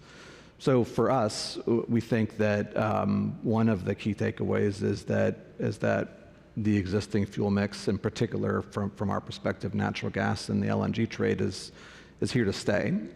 And if that's the case, then decarbonization, emission management of that supply chain remains vital to the overall objective of absolute emission reductions by 2030 and net zero by 2050. And so policies that focus, particularly in the transatlantic context, on achieving that are going to be really important, in addition to all of the work we're going to need to do around the policy and the operational framework for deploying new technologies. You. And Roger, I think the question of how do we align climate goals and energy security and availability are really central in the US to the European market increasingly, but globally as well. Are we making enough progress at a quick enough pace? Well, on the alignment part, maybe this is the good news part of the story before I get into the not so good news part of the story. On the alignment part, I think sometimes we understate the alignment between energy security and climate change. I think a lot of us in this room have been focused for years, how do we solve for climate change and decarbonization? Is it the science? Is it the policy? Is it sticks? We've tried all these different ideas. I think energy security has become the catalyst for addressing climate change, and part of me doesn't care if we call it energy security or climate change. We're getting to the same point. I think it's roughly the same roadmap, and energy security, I think as Matt says, is the driver. It's driving the urgency, it's driving the investments. But all of those investments, I believe, are good for decarbonization, good for climate change. And even if we're putting more gas on the grid, we're talking about how we're decarbonizing that gas, how it's taking down the carbon intensity. So the good news here is I see this for those of us who care about climate change, wanting to take action, energy security is, I think, what we've been waiting for to kind of drive the investment at scale we need to get to the decarbonization. Similar roadmap, if not the same roadmap, and good to see that executed. The second part of your question, are we keeping the pace? I think this goes to my question earlier about we have to be fast and we have to be smart. I don't think anybody would say that we are keeping the pace that's necessary. I think we see the innovation technology pipeline. I think we have line of sight to what we need to do, what this decade looks like, what the breakthrough technologies of the next decade look like. But at the same time, every day matters at this point, whether it's energy security or climate change. We're losing time, I think, to make the investments at scale we need to do. Maybe data centers becomes the thing that gets everybody rallied around this. There's a national security component to this too, about China and making sure we're having that competitive advantage. But we also have to talk about, some of the policies like permitting and critical minerals and other things that could really become obstacles on our path towards acceleration. So more work to do, I think, on the pace, despite the optimism on the first point on alignment. Pedro, how are renewable energy sources impacting security in the US and globe? I think sometimes we narrow the conversation of energy security to maybe gas and don't necessarily think about the renewable part of the story. I think recently, in the last 2 years, you have ups and downs, for different reasons. We have commented. I agree, when you get those facilities ready and we pay for it and then the customers pay, so this is how everybody works together. But it's interesting because the US is 50-something states, but the Northeast has nothing to do with Texas, and Texas has nothing to do with New Mexico. And I just focus on where I am. In the Northeast, there is no energy. So as in Germany, the first is the energy, the cost is second. What type of energy is third? Put it in any order. But if you don't have energy, that's an issue. And that's the reason why in the Northeast, I've been saying now for some time, basically, offshore wind is a must. I don't know if it's a must today, or a year from now, or 3 years from now, or 10 years from now, but there is no comeback. I think when you think about the Northeast, the transmission line we're building into Canada, hydro, is a must. Just take it, because there is no more hydro available, there is no more green energy available. That's why the lack of energy is the first example, I would say, of how the politicians, the leadership, the administrations, they need to take care. When you go to Europe, it's very interesting because in Spain, 2005, I think, there was an energy plan basically putting regasification facilities around Spain. They didn't want to have just one gas pipeline into Algeria, because what if there is a bomb? You are in a mess. Well, think about Germany. So that lesson, I was putting that on the table 2008 here in the US. That's the reason why, for me, the security of supply is not even data centers, because then they're going to put data centers when you don't have security. It's also networks. And that's the second thing I wanted to say. Renewables without networks doesn't work. You can have, 3,000 megawatts. If you don't have a way to take it to our customers, it's not going to work. So the combinations of both, don't rule out any other alternative. Don't shut down nuclear. Don't shut down this. Coal is different. For me, it has to be shut down. But any other alternative right now, keep it. And in the meantime, let's try to make sure we continue. Thank you for that. Luciana, thinking about some of the tools that we have at our disposal, we can talk not just about energy supply, but about energy consumption and resource optimization, or increasing efficiency, or energy optimization. I wonder if you can give us a little bit of an insight into that part of the story and the progress that we're potentially making. So as a global organization, we need to have resources in place to make sure that we're managing our facilities and we're making the best use of energy, for example. And we've established, just to give you an example, we've established in recent years a global team that is responsible for looking into our energy and optimization of energy. And just last year, we had 500 projects presented to the organization in the area of energy. So that's an area where we're really focused at BASF. And we're looking at the energy topic from a make and buy perspective. So what you were saying in terms of looking possible partnerships is something that's very interesting for us. On the make side, for example, we have built wind shores in North Europe. And then on the buy side, we're looking at PPAs and renewable energy credits as well, depending on each country and how the countries are incentivizing organizations like BASF to be more strategic in the way that we're approaching energy.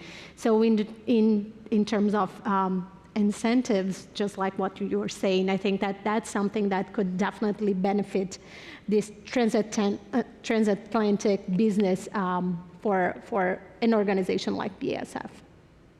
Incentives and investment, I think for me, are the two takeaway buzzwords that we have heard over and over today as they relate to energy. And we seem to be in a moment when we need to determine the best way forward to indeed incentivize investment in critical energy infrastructure and technologies. So Roger, what is holding back that potential? Where do we need to be focusing on technologies, infrastructure, innovation that can develop and support? I always like to start with the good news first, and I think one of the things that I think is positive right now is this alignment. You used the word alignment. I've never seen so much alignment in my career between the public sector, the private sector, on the need for this, the surrounding of the technology, the investment in the grid.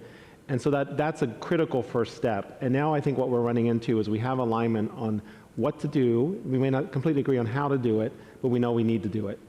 And what we're running into, what I would call, is the infrastructure issues. We're running into permitting. We're running into, do we have a skilled enough workforce? What can we do to train them, bring them along?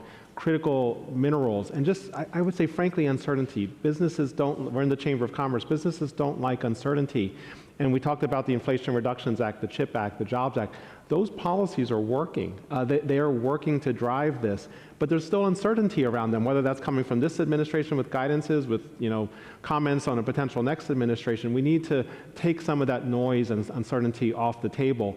And this is a transatlantic forum, and I want to give credit to my colleagues in Europe. They didn't love some of these policies when they first came out, but now we're having conversations where they see them working. They want to be part of that future. They're asking us how to implement some of these policies that are working in the US, and we're thrilled to have those conversations. We want the EU to be just as much a leader and successful here as we're seeing in the US.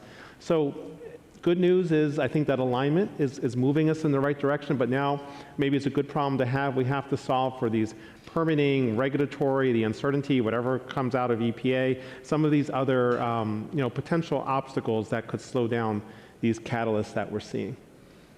Matt, does that line up with the way that Baker Hughes is thinking about investment and development of energy today and in the future?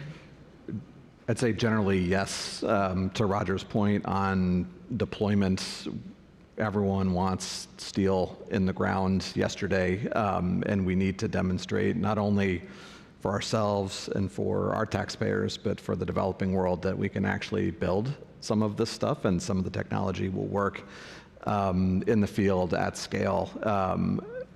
Within the context of the transatlantic relationship, it'd be ideal if we could just kind of bring the markets together. Based on the way that these laws have come into place around incentive structures, that seems far away. But at the end of the day, what the US has gotten right really is the incentive structure. It's a simple incentive structure.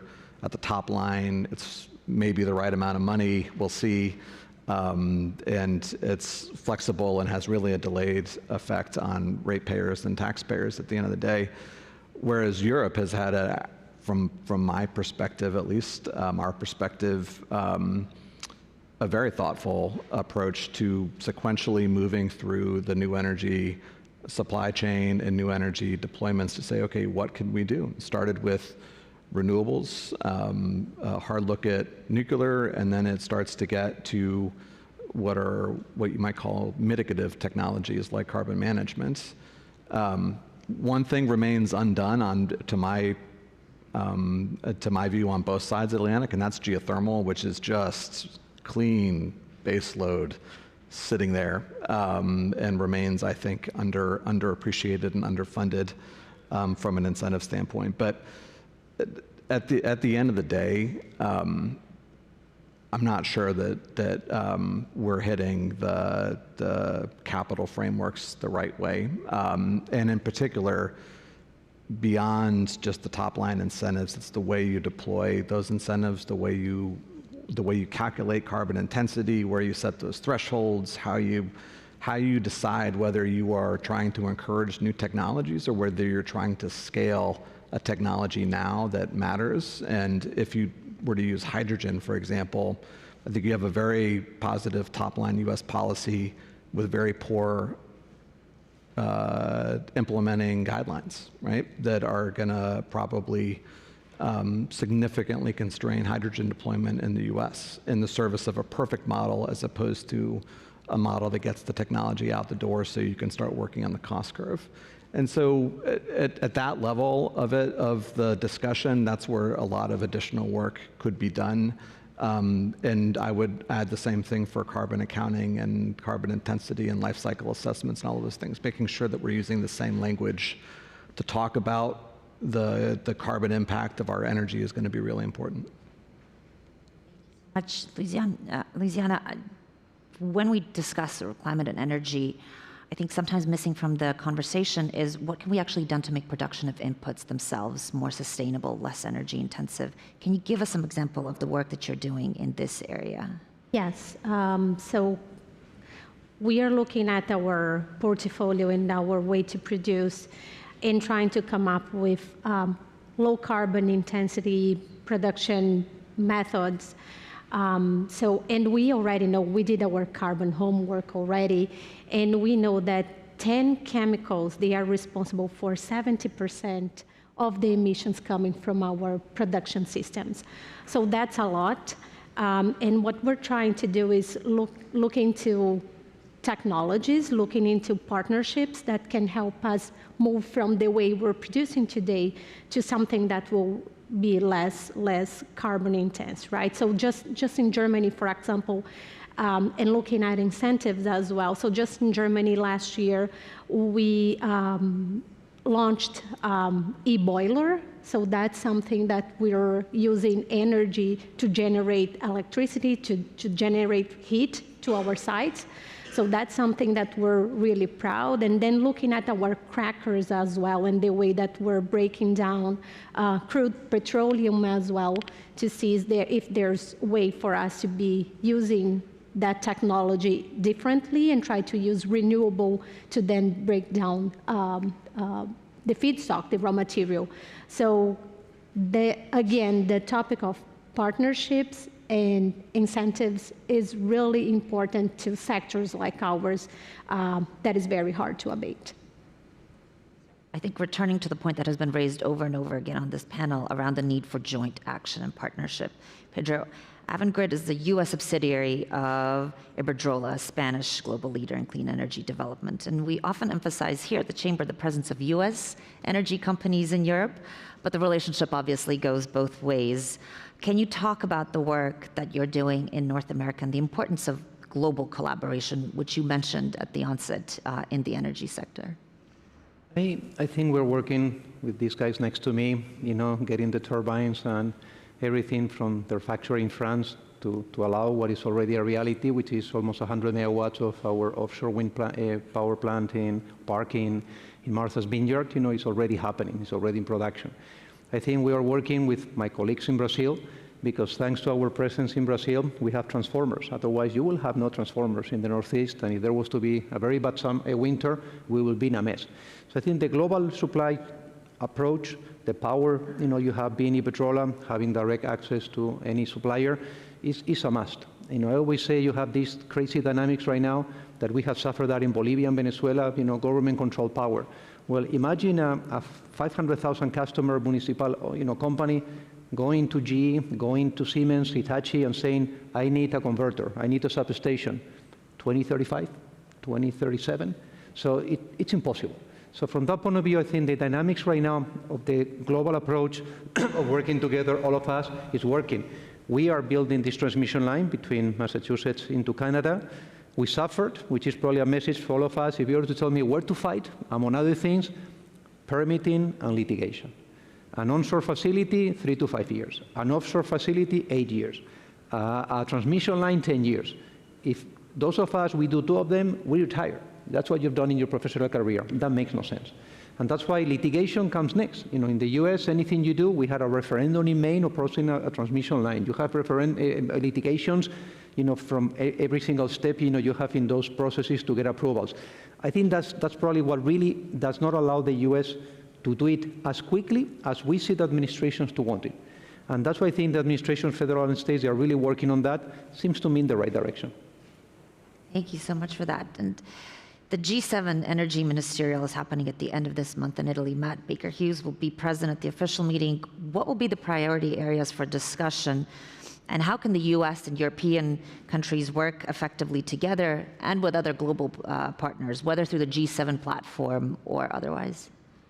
Yeah, it's, to be honest, Ivana, a little bit of a new process for us. We are well represented among the G7 countries. We have emerging energy research and development centers in 5 of the 7, so geothermal in Germany, nuclear in France, hydrogen in Italy, subsea in UK, and a lot, honestly, in the US across all of those markets. So I think Italy is to be commended for bringing a more inclusive concept of business interaction with the G7 at a really critical juncture.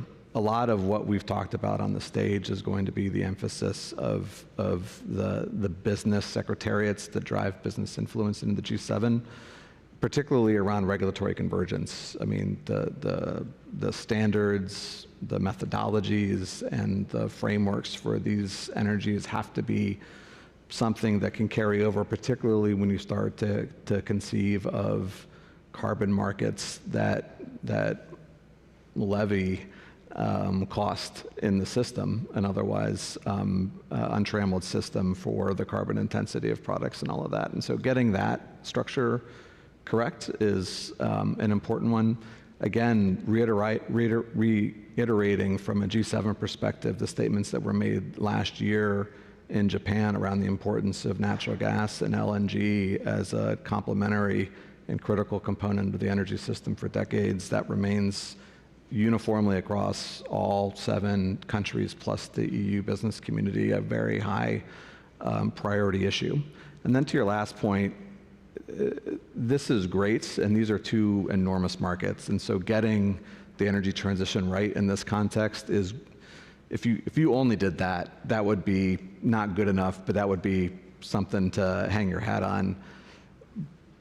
But I would say trust in the global south is at an all-time low for the ability of Europe and the US to drive a meaningful, inclusive, and frankly coherent energy transition that provides a lifting sea for all, so that there's a broad-based prosperity and it allows for development of those markets for their own people. And so one of the most important things for this group and the governments that we're represented by is to think long and hard, not only in the G7 context, but how we talk to the G20, how we work through the COP process to establish a credible path for the developing world.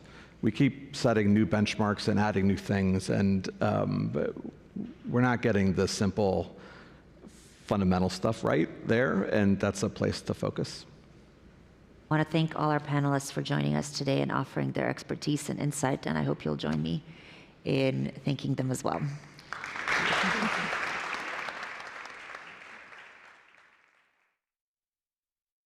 Please remain seated for virtual remarks from U.S. Secretary of Commerce Gina Raimondo.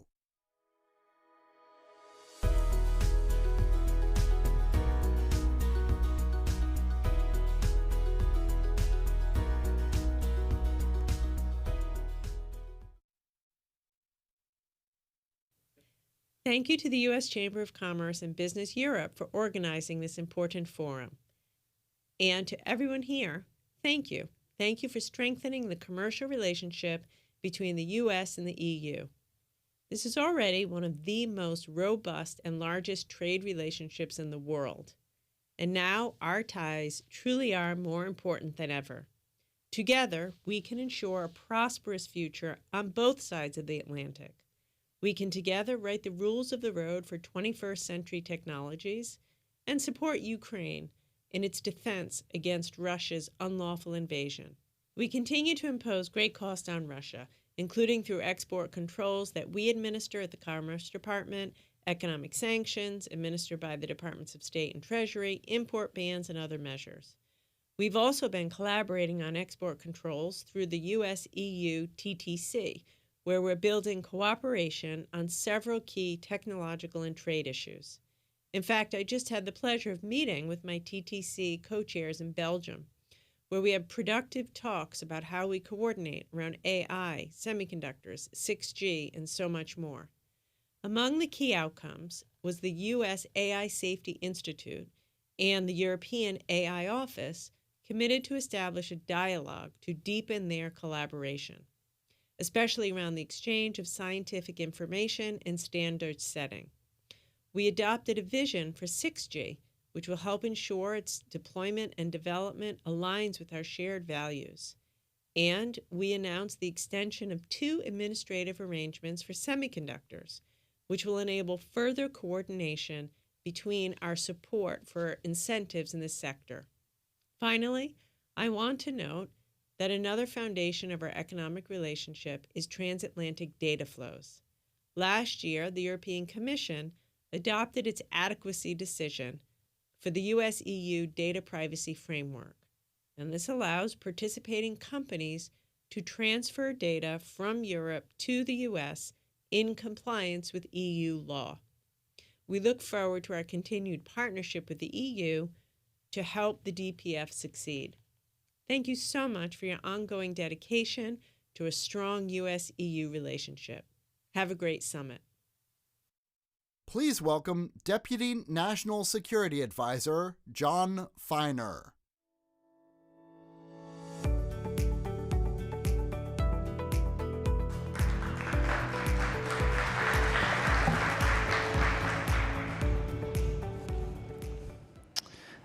Good afternoon, everybody. It's great to be here. Maybe a slightly sad commentary on the state of the world that the highlight of my day was walking across the park from the White House to the Chamber in such a beautiful afternoon. Let me thank the Chamber and Business Europe for organizing this discussion. Could not be more timely this week in Washington in many ways. The world has not gotten any less complex since we got together last year. We're now more than 2 years into Russia's full-scale invasion of Ukraine, and we are confronting significant challenges around the world, including in the Middle East, along with global transnational issues like climate change, the rapid development of AI, and other emerging technologies, and of course, the role of China. On all of that, and everything else we do here in the United States and in this administration, our close cooperation with the European Union and our European allies and partners is central to how we address the challenges that we confront. As President Biden has often said, the EU is our partner of first resort. And this approach has paid significant dividends on both sides of the Atlantic, starting with our ongoing work in support of Ukraine. This is genuinely one of the most important joint ventures in our shared history.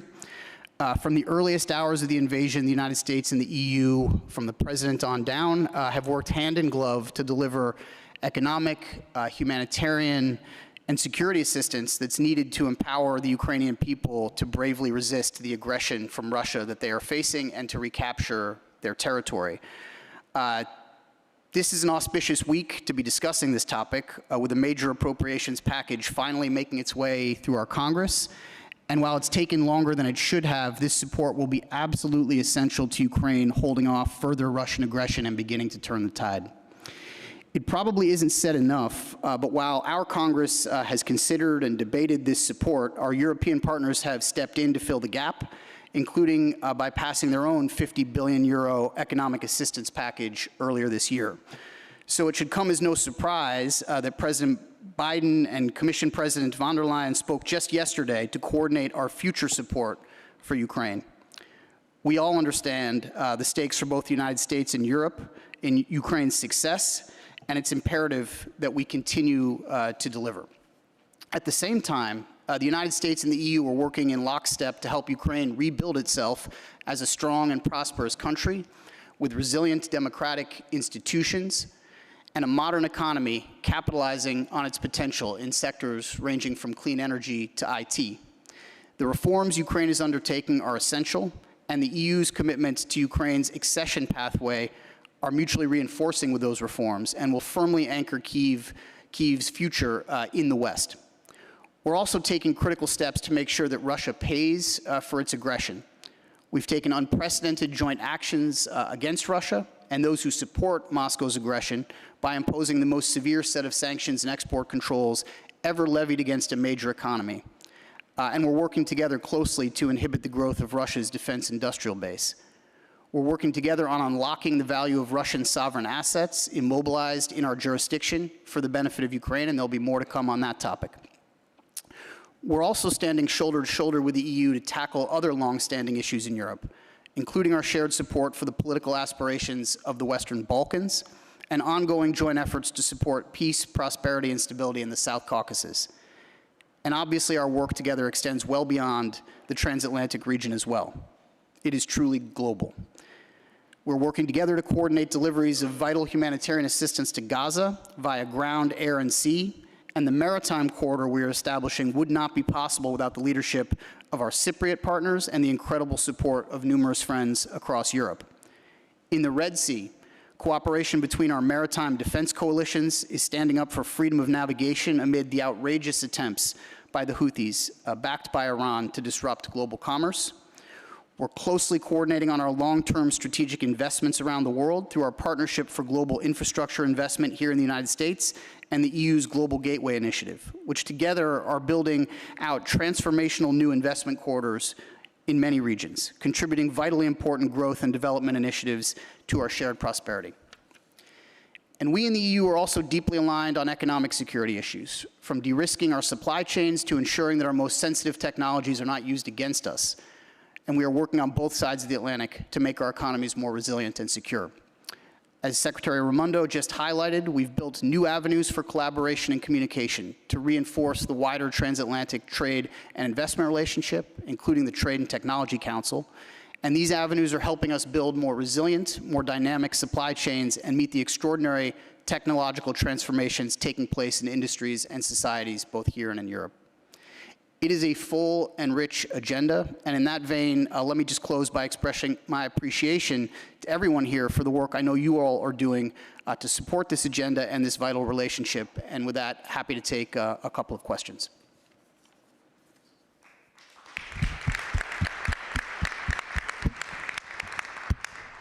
John, Zach Helzer from the U.S. Chamber, the hi neighbor. One question about Ukraine. In the light of the U.S. has reaffirmed commitment to Ukraine's sovereignty in the recent security assistance that was announced or reached over the weekend, what additional measures does the United States plan to take to enhance Ukraine's defense while also coordinating with the strategic objectives of both NATO and our EU partners? Thanks for the question. So I think you'll understand that for obvious sort of operational reasons, we tend not to preview new capabilities that we're providing for Ukraine to use on the battlefield, but suffice to say we are constantly analyzing and assessing the conditions on the ground and adapting our assistance as we have throughout this conflict to make sure that we are meeting the moment. And this significant additional funding stream that's making its way through Congress will certainly enhance our ability to do that.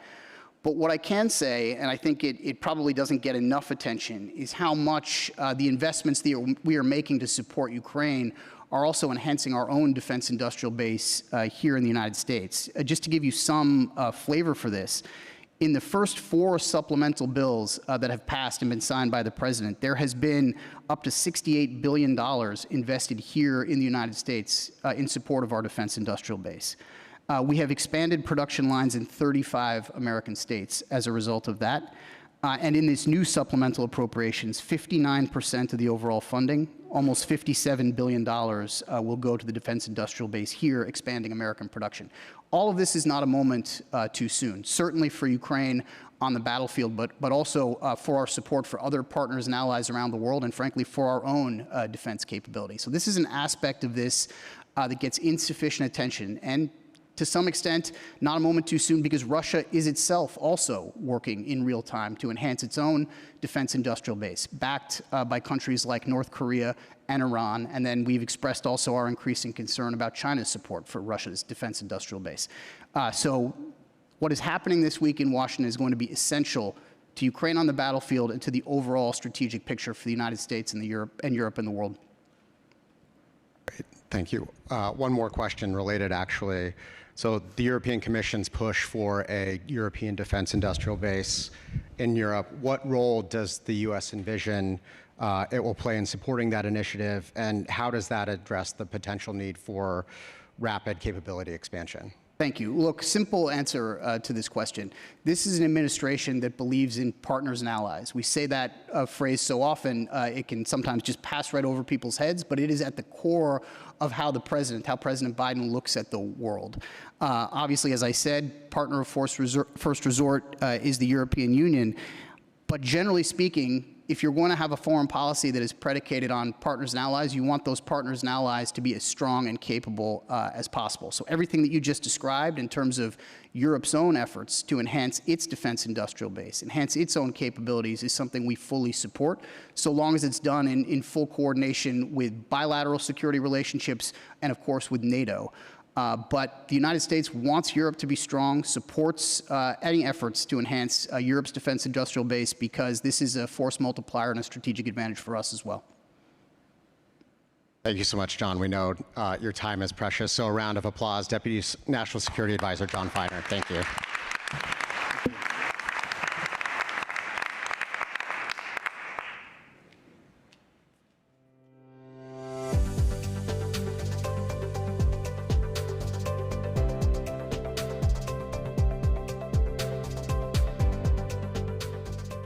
All right, we made it. Ladies and gentlemen, as we conclude the Transatlantic Business Work Summit 2024, I'd like to spend just a few moments reflecting on the richness of the dialogue that we've shared today, from industrial policy to digital transformation, from trade and investment to energy and sustainability. I think our discussions have been both robust and enlightening. We set the stage with Marjorie and Louisa, whose opening remarks, along with the European welcome from Ambassador Bernd-Naesen, established a tone of unity and shared purpose. The State of Transatlantic Business Panel with our CEOs offered a valuable insight into our economic landscape, while industry leaders like Chris, Amy, and others explored the intricacies of European competitiveness. The UK perspective, provided by James Roscoe, not Tom Roscoe, my bad, added a unique dimension. The Future of the Single Market report by Enrico Letta was critical for our understanding, and the discussions on China and the transatlantic relationship deepened our global perspective. Our sessions on competitiveness in a digital world and US-EU leadership in the green transition talked about joint action toward a brighter future. The keynotes on US-EU relations that you just heard have reinforced our commitment for a strong and enduring partnership. Let's highlight some of the key points on European competitiveness. Europe's economic vitality is absolutely critical to American businesses, with Europe being the largest export market and investment destination for the United States. Together, the U.S. Chamber, Business Europe, and the AmChams of Europe working together offer a unique perspective to strengthening the European economy, emphasizing that competitiveness is not a zero-sum game, but a measure of a business environment's attractiveness. Europe faces challenges that we've discussed a lot about today: slower growth, declining investments in productivity, a need to bolster innovation. Yet it possesses the tools for a reset, leveraging the single market, fostering trade openness, and embracing digital transformation are all pivotal. As we look to the future, let us carry forward the spirit of collaboration and innovation that has permeated this morning's event. Together, we are poised to drive competitiveness and build a more resilient transatlantic economy.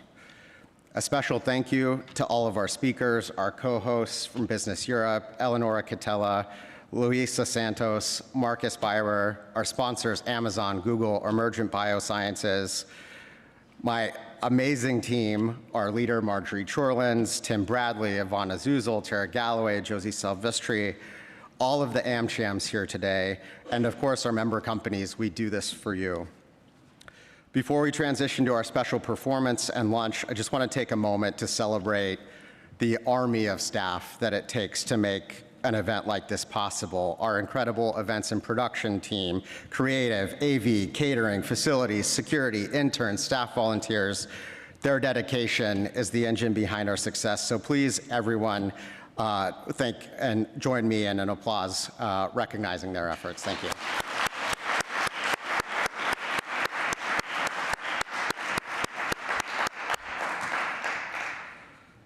All right, that's it for me. Here's to a future where we thrive together, bolstered by the strength of our transatlantic bonds. Thank you for being here, and enjoy the performance. We invite you to stay seated for Pascal Confavreau, spokesperson, French Embassy, to introduce our Paris 2024 special performance.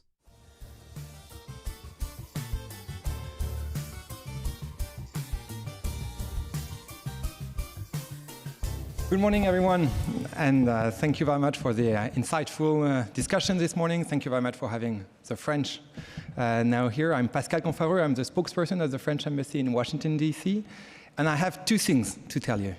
Number one, choose France. Since you've been talking about transatlantic economic ties, choose France.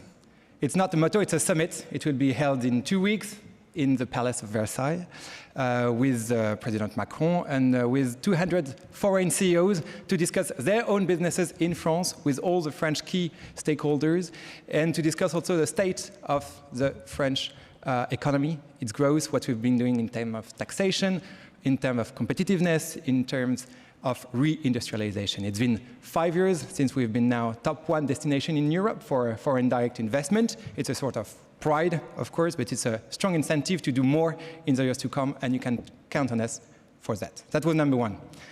Number two is explore France. Explore France, of course, as we are gearing up for the Paris Olympics this summer. These Olympics will be spectacular. Spectacular will be the opening ceremony. It will be on the River Seine. The first time an opening ceremony will be outside of the stadium.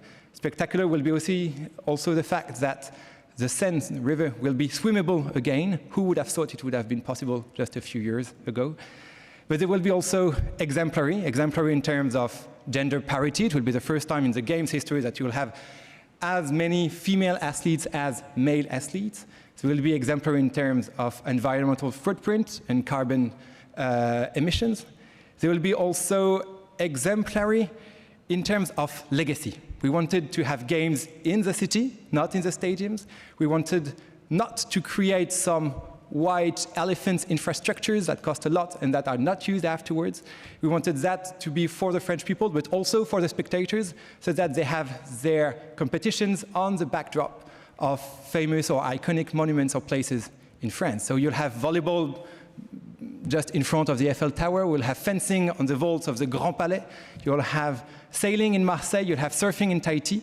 And you will have horse riding at the Palace of Versailles. I come back to the Palace of Versailles. It embodies the past, the present, and the future of what we want to do. It embodies all what we want to take in our history to create an innovative nation in terms of AI, semiconductors, EVs, but also in terms of culture.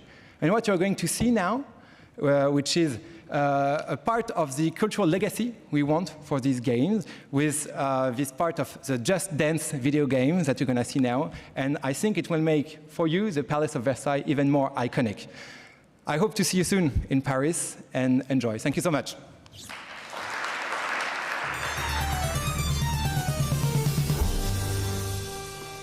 La danse baroque, contrairement à ce qu'on peut penser, c'était pas forcément une danse coincée.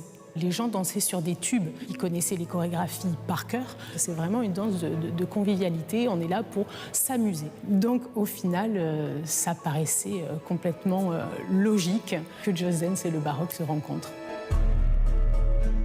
CNC donc, nous a contactés pour que nous puissions participer à ce programme Just Dance initié par Ubisoft. Donc on est venu faire des repérages, on a travaillé avec notre studio qui a pris des photos pour reproduire un environnement 3D. Et puis ensuite, séparément, on a aussi tourné nos danseurs sur fond vert pour pouvoir ensuite les intégrer à l'environnement du château de Versailles. Venir dans un jeu vidéo, c'était un défi pour le château de Versailles. Et c'est un défi qui correspond bien à ce jeu perpétuel entre le patrimoine et la création, entre le passé et le présent. On a ce projet emblématique avec le château de Versailles Ubisoft de financer, soutenir le développement de la chorégraphie autour des danses de la cour. À ce titre-là, on a obtenu le label Olympiade culturelle que le comité d'organisation des Jeux olympiques attribue à un certain nombre d'opérateurs. On a emprunté les costumes officiels de Château de Versailles Spectacle, qui sont des reproductions de costumes d'époque pour rester très fidèles aux personnages qu'il pouvait y avoir à la cour et dans un bal. Et puis pour la chorégraphie, on a travaillé en collaboration avec un expert de la danse baroque qui est Pierre-François Dolé. Ici à Versailles, on dansait énormément. Et il y avait évidemment une danse star, surtout à partir du début du XVIIIe siècle, qui s'appelle le menuet. Le mood général de la chorégraphie, on va dire, c'est la découverte. Donc c'est l'histoire de deux coachs qui arrivent à Versailles et découvrent donc l'ambiance, les lieux, tout ce qui est l'atmosphère et évidemment la danse baroque. Et ça fonctionne très bien pour le format Just Dance, puisqu'on ne peut pas faire tant de choses au niveau de l'espace, il faut rester un peu sur place. Et alors là, la danse baroque, c'est parfait, puisque la danse baroque utilise énormément le bras en rythmique. Et puis petit à petit, en voulant s'amuser avec, commencent à aussi, eux, montrer ce qu'ils savent faire. Et ensuite, il y a un mix un peu des deux, où en fait, ils amènent la chorégraphie baroque dans un esprit plus moderne, en rajoutant un peu de bounce, c'est-à-dire un peu de rebond. Ce qui apporte aussi cette modernité, c'est qu'on a travaillé sur la musique. On est parti de deux tubes baroques, la marche pour la cérémonie d'un Turc de Jean-Baptiste Lully et l'air des sauvages de Jean-Philippe Rameau, sur lesquels les musiciens et les compositeurs d'Ubisoft ont mis un beat pour donner envie de bouger, pour donner envie de danser. Et donc cette map, elle mêle vraiment des éléments iconiques du château de Versailles avec la touche fun et colorée de Just Dance.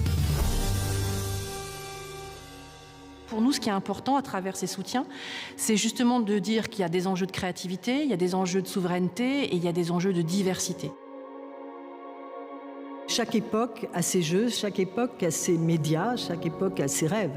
C'est une façon pour le château de Versailles d'accompagner son époque, de vivre dans son époque, sans pour autant renier son passé.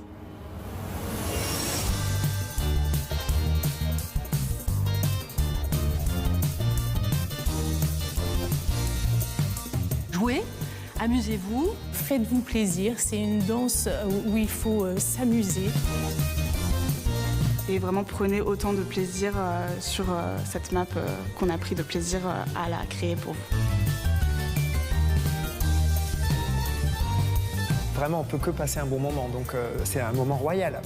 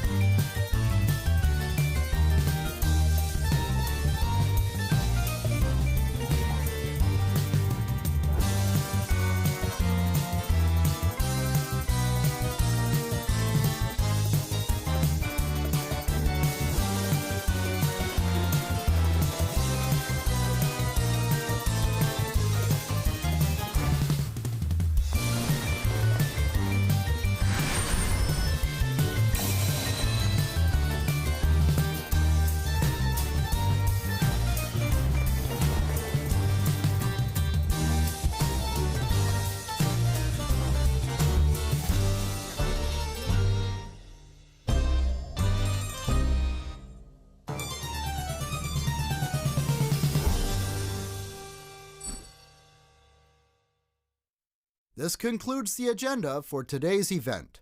Please enjoy a buffet lunch in the Briefing Center, courtesy of our sponsors.